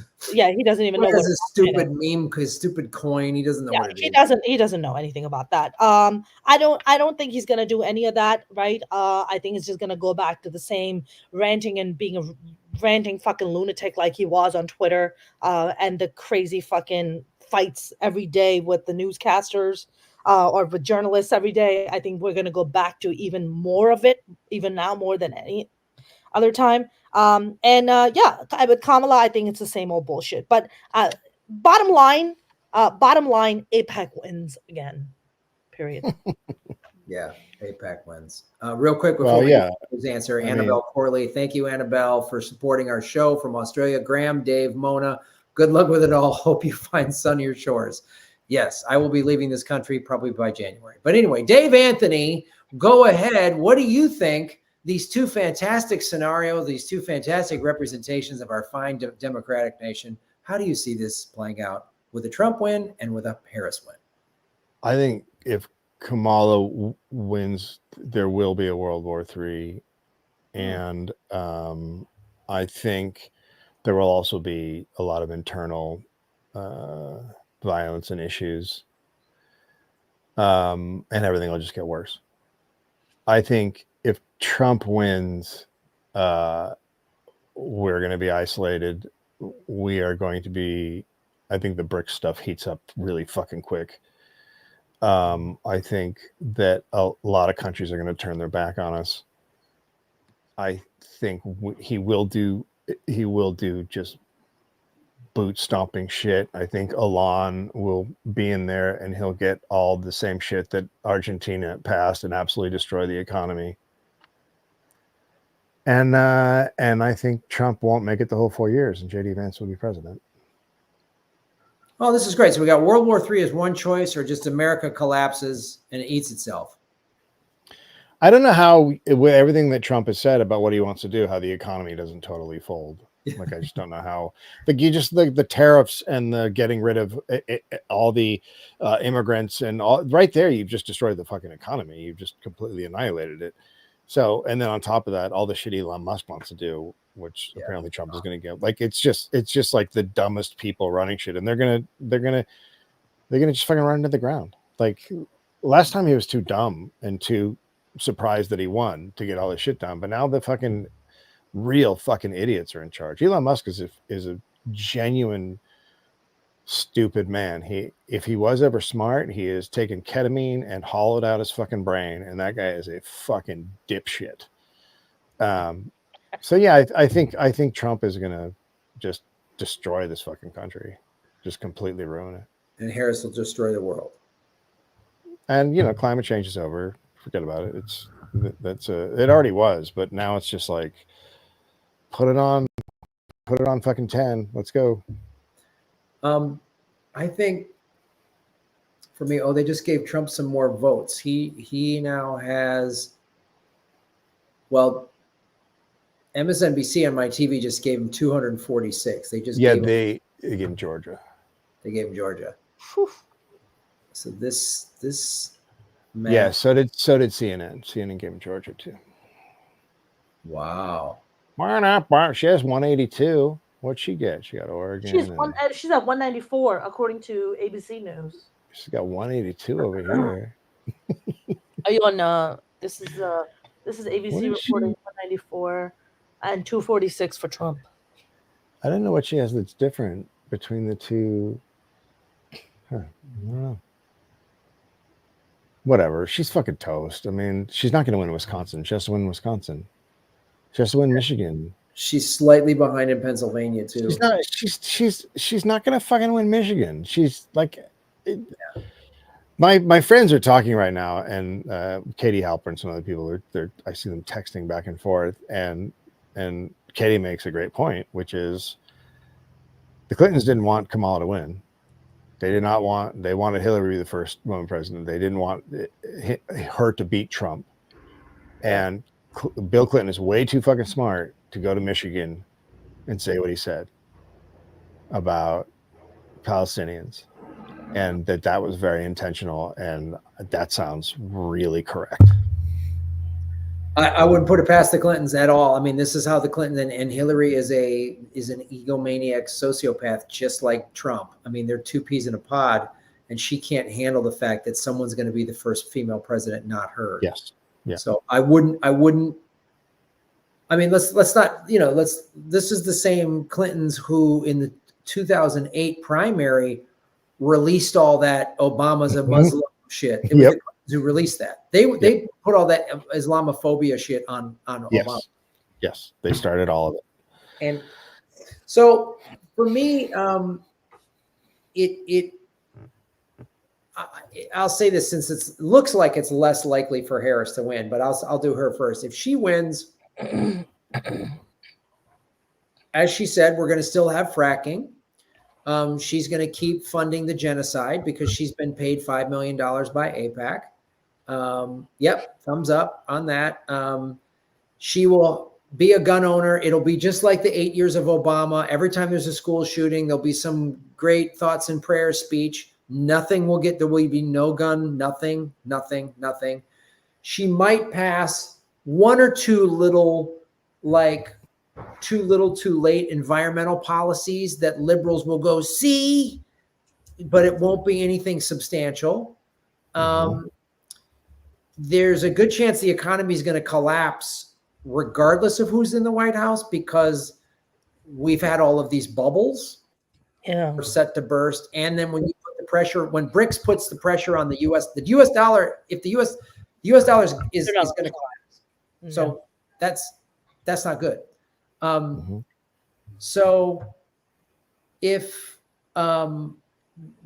she wins, it's just going to be that they won't get anything done. They will sit there and go, oh, the Republicans stopped us, so you got to vote for us in the primary. You know, they'll just keep doing the same. The Democrats don't learn from anything. They'll keep doing the same. That's if she wins. And liberals will go to sleep like they did under Obama.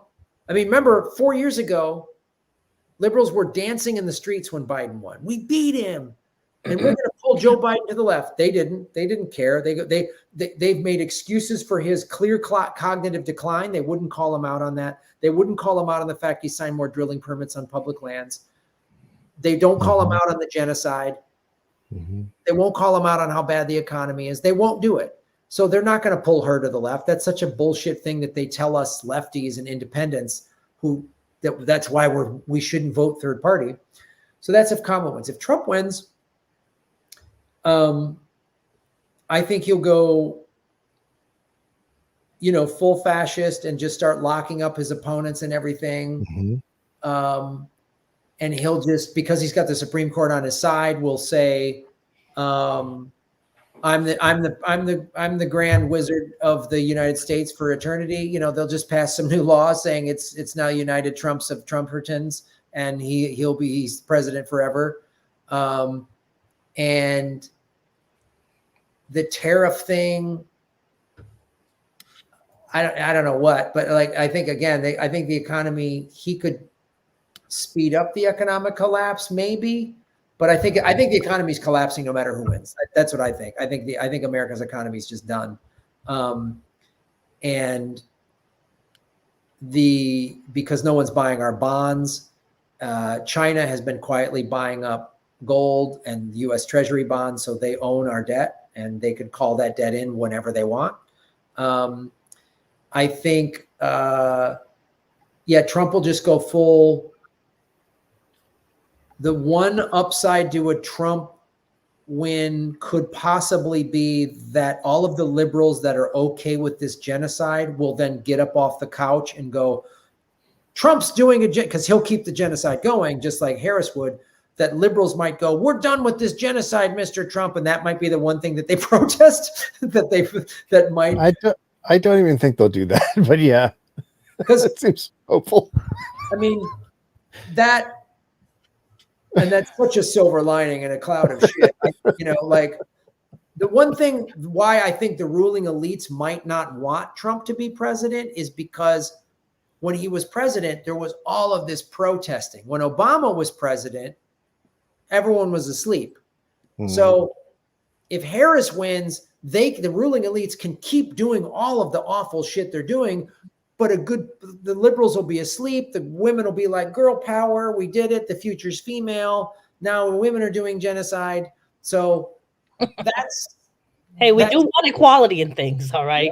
It's you guys deserve to be able to kill people for profit. I mean, I also want to make $1 while committing genocide. Not 70 cents on $1, but a whole dollar. So I think, again, it's just like we're all just trying to predict. It's going to be awful either way. And I don't see Which countries are we moving to? That's the real question. What passports are we getting, guys? What second passports? I'm actively trying to get an El Salvadorian passport, and then I also could easily move to Thailand because I was just there and I know it's safe. What about you, Dave? I'm not getting a passport anywhere else. You're not? That time came and went. I don't think you're going to have a chance to. No? Nope. Think you're going to lock the borders and we won't be able to leave? Oh, fuck yeah. There's going to be too many people trying to leave. The chance to leave was before this. The only people getting out now are the rich. No one else is getting out. You got money, you can go. The rest of us stay and fight. Well, I hope you're wrong. Does a bad knee count? Does a bad knee count at all? Or Well, they especially don't want people with health problems. I have a lower back issue. I have a bad knee.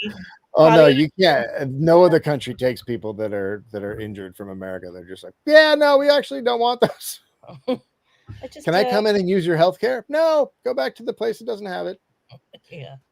I'll buy a round trip ticket and I'll just have like a backpack. And I'm like, it's just I'm going for a weekend down to I'm going to Cancun. Like I'm going to Cancun, man, for a vacation, bro. And then I'll just be like, bye. I mean, there's going to be a lot of people doing that.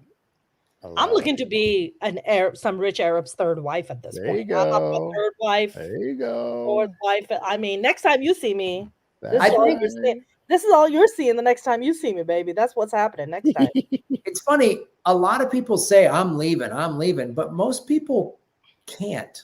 It's very hard. It's hard. It's very hard. Especially if you have no passport. Most people don't have passports. Yeah, but even if you do, even if you're like, you have a job, you have a spouse, you have kids, you have your families, you're like, I'm taking care of my mom. I can't, like, there's a lot of people, it's not that easy to just pack up and go.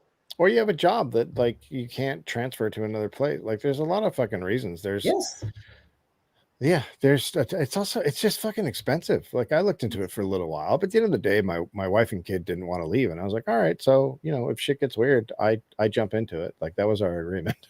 Yeah. I don't sit on the side. That's what I told him. I don't sit on the sideline. So go into it eyes open. Thank you, Blanco SoCal. My girlfriend just said voted for Obama 2 times and Trump 3 times. Some people haven't learned. Obama 2 times and Trump 2 times. Trump 3 times. 3 times. I mean, that's yeah. It's just so fucking weird. It's so weird. The whole thing, watching the whole thing play out is just so fucking bizarre. Yeah. It's just, I don't know. This country's just beyond help. Like no one's offering anything for anybody. So I don't know why anybody's surprised that anybody would win. Can I tell you guys something? I have friends who are, who are in India. I have friends who are in the UK that I just came back from, and friends in Pakistan, like all over in the Middle East. And people still in those parts of the world look at us as still like the best country to move to, the best place to move to. I think that might change. I think we're on the inside and we are connected to, and because we're also, we also pay attention to the fucking news and we give a shit, so we're more involved in it. But people on the outside, man, they still have that perception of us. Like, America is like that fucking the place to go. And, when we talk like the way I was talking, the way we are talking, they looked at me like I had fucking horns on my head. They're like, what are you talking about? What are you talking about? America's imploding from within. What are you talking about all these issues? Of course not. That's not how we see it. That's not even the news that we get. What are you talking about? That's like, I have to explain it to Australians all the time because they don't understand how people can vote for Trump. And it's like, it's not, you cannot explain collapse and fascism to other people. You have to live through it. No one could explain to you this 10 years ago because you have to live through it.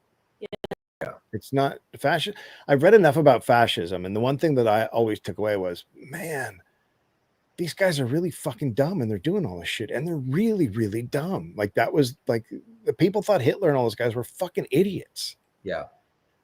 Fascism is a really stupid fucking thing. And so people are just kind of confounded. Like, how can this be happening? But then when you're in it, you're like, oh, I get it. Like, I see how, you took away there's just no good stuff to hold on to. You took it all away. And so now people are grasping and making up shit and fucking screaming at each other. And, but it's hard.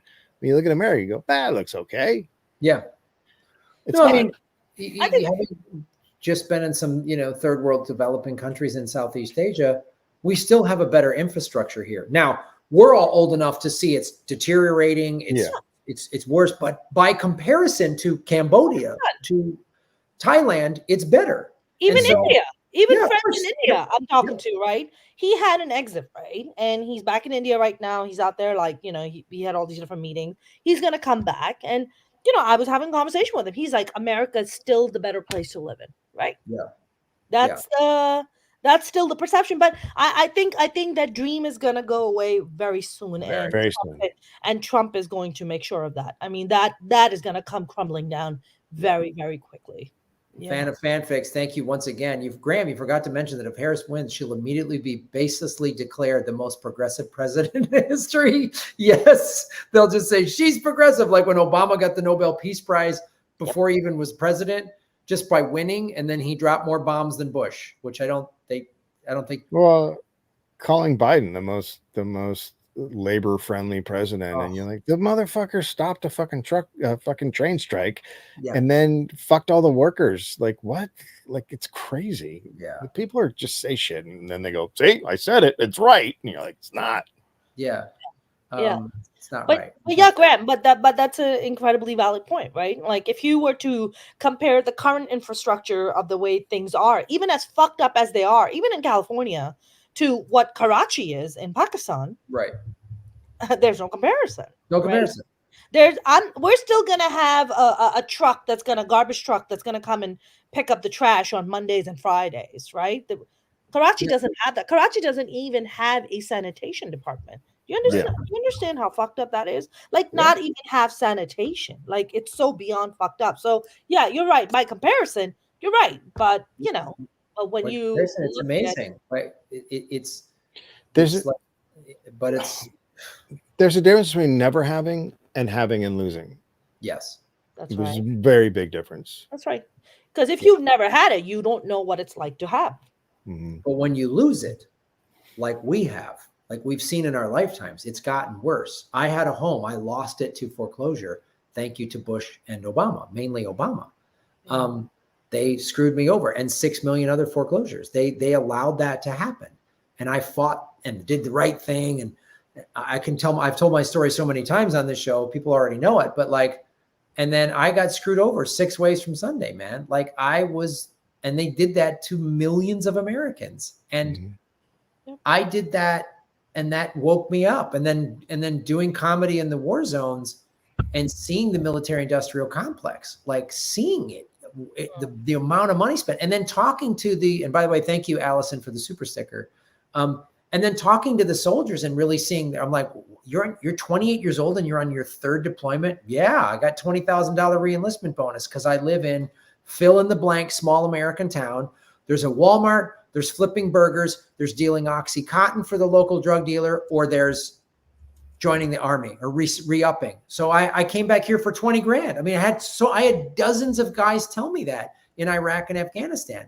And so I've seen, and Americans, if you're in your mid to late 30s or older, you've seen it get worse. And we're supposed to be the country where each generation it gets better, and it hasn't. That's right. And it's like millennial, no one can buy a house now. I mean, you can't. Buying a house is not feasible here. The cost of living is not feasible here. And so I'm sitting here going, I've been throttled on this show. I've been censored and all this stuff. And I'm like, why am I still living here? I can't, I'm having to go back into debt. And I don't want to be in debt, and I'm just like, all right, I guess I got to just get out of here. And I don't, there's But Graham, for people like you and I are single, right? I have a dog. You don't even have a dog. You don't have kids, right? You have the ability to just tomorrow sell your shit and just go away. People like Dave don't have that option. They can't do that. For him, that's like a fucking, that's like an earthquake, right? That's like you considering your wife, your kid, like, what are you going to do? Your family member, like, what are you going to do? Right. You stay. It's not an option. I mean, I'm fortunate in that I don't live in Austin or some other place that is about to experience a hell like they can't even comprehend. But I live in a super, super blue state, the biggest blue state. And there's things that the blue states can do and will do. And it'll be interesting to see what that is. But yeah, man, most people can't leave. The vast majority of people can't leave. They have roots here, and they just you just can't up and go. If I was honestly, if I was like in my mid-30s, easily just up and go. Oh, sure. Easily. Sure. I mean, look, I lived in El Salvador for 2 months this year, and it was really cool. And you know, I met a lot of the like Bitcoin people and some of the locals. But I'll be honest, at this age, I was like, you know, I've known Dave for 20 some years. I mean, like, there's nobody if I move to another country, I do in LA have like a social network. I mean, I have like an infrastructure of friends and people I can hang out with and see and do stuff with. It's too expensive and we can't go out to eat. We just have to meet at the beach and fucking share a pickle or whatever. But like, you know, I wasn't in El Salvador going, this is cool and I could live down here. But I was like, wow, I am kind of starting from scratch. And if I was 25 or 30, it's easier to do. In your 50s, it's like, you know, and then, yes, I can just sell everything and move tomorrow. That's true. But then also looking from the other side of it, you know, and I was in Thailand. I was like, could I live here? I could live there.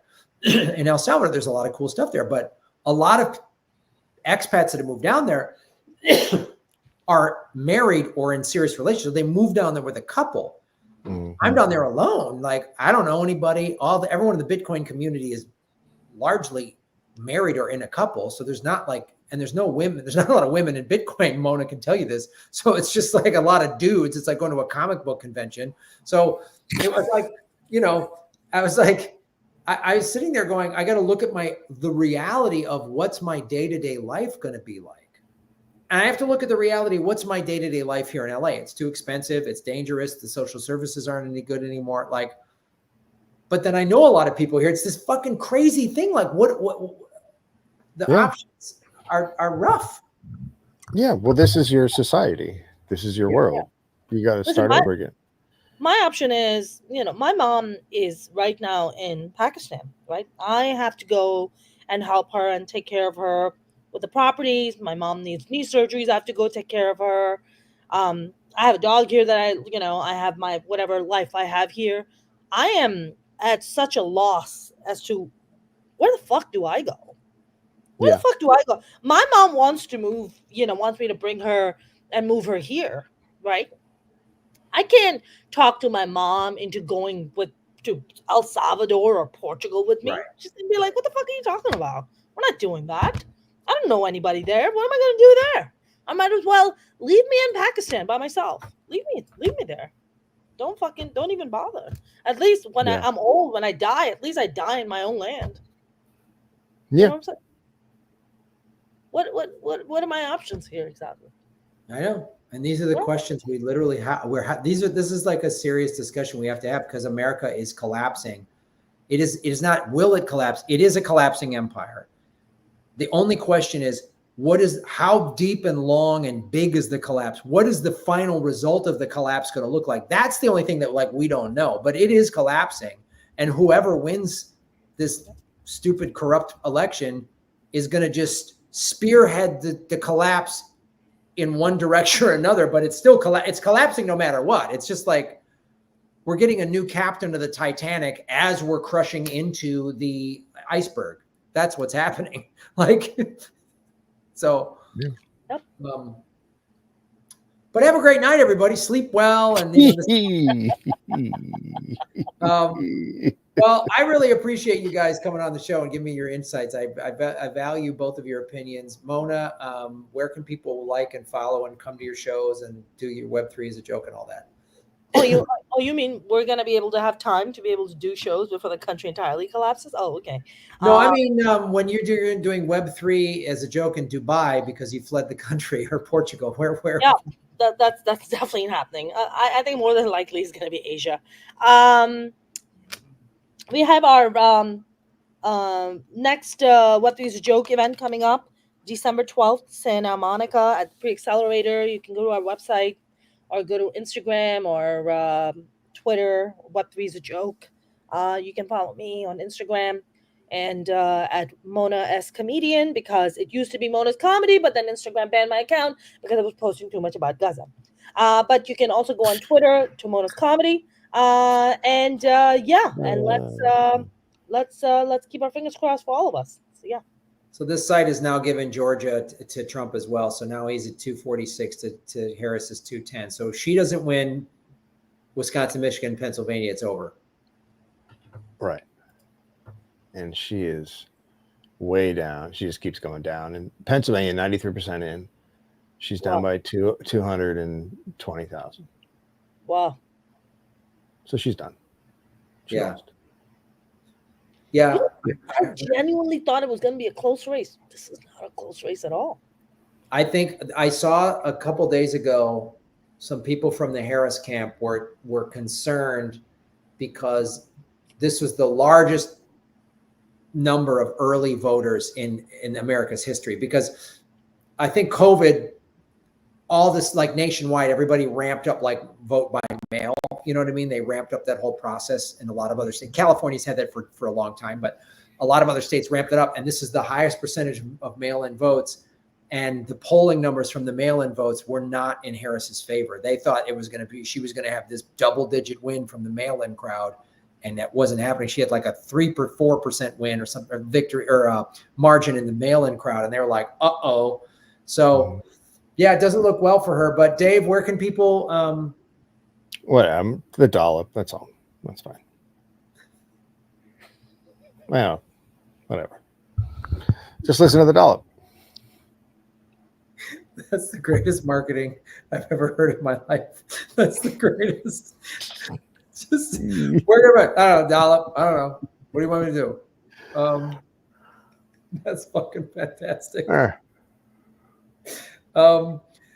I, folks, have a new album out that'll be out over Thanksgiving called A Socialist Christmas with Graham Elwood. And we early released one of our tracks called Duopoly Bluegrass, which is available now on iTunes. If you just go into iTunes and look up Graham Elwood, Duopoly Bluegrass, or Socialist Christmas, you can buy this track early. The whole song is about how both parties hate you, and it's done to bluegrass. So it's a lot of fun. And this album comes out. Also going to have a vinyl version of it. So go to grahamelwood.com. I'm revamping this show to be called The Bitcoin Vigilante because I've been so censored because I talk politics, and it's cost me money. And I got censored on Instagram for talking about COVID and kids too much. Freedom of speech, man. Greatest country in the world. They shadow banned me for like 8 months. Wow. Nice. Nice. I mean, it's the second saddest story, Dave. Mine's the saddest because I lost my entire. But I still want to give you that. No, I mean we've got 3 people here, all for different issues. Yeah, all censored. I mean, they literally would not tell me why they banned my account. Fucking pieces of shit. Tell me. I was demonetized for 2.5 years, and they finally brought it back last summer. But since I've been back, I mean, I'm 80 to 90% lower in views, in money, in everything since they came back. It's just like, so yeah, go to grahamelwood.com, guys, and go download my album right now called Duopoly Bluegrass. It's a great way to support what I'm doing. This album coming out on Thanksgiving is a lot. It was a blast to make. It's all I know how to do is to do like funny political shit, like, and the game show Anything Can Happen.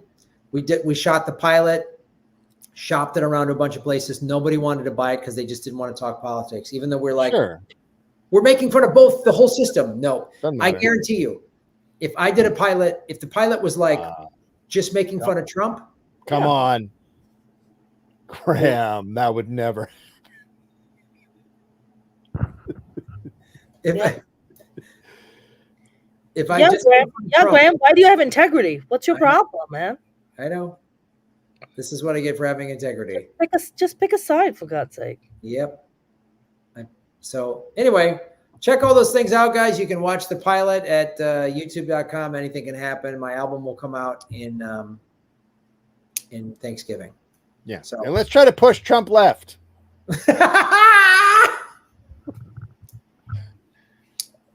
He's a fascist, so I think wouldn't it be right?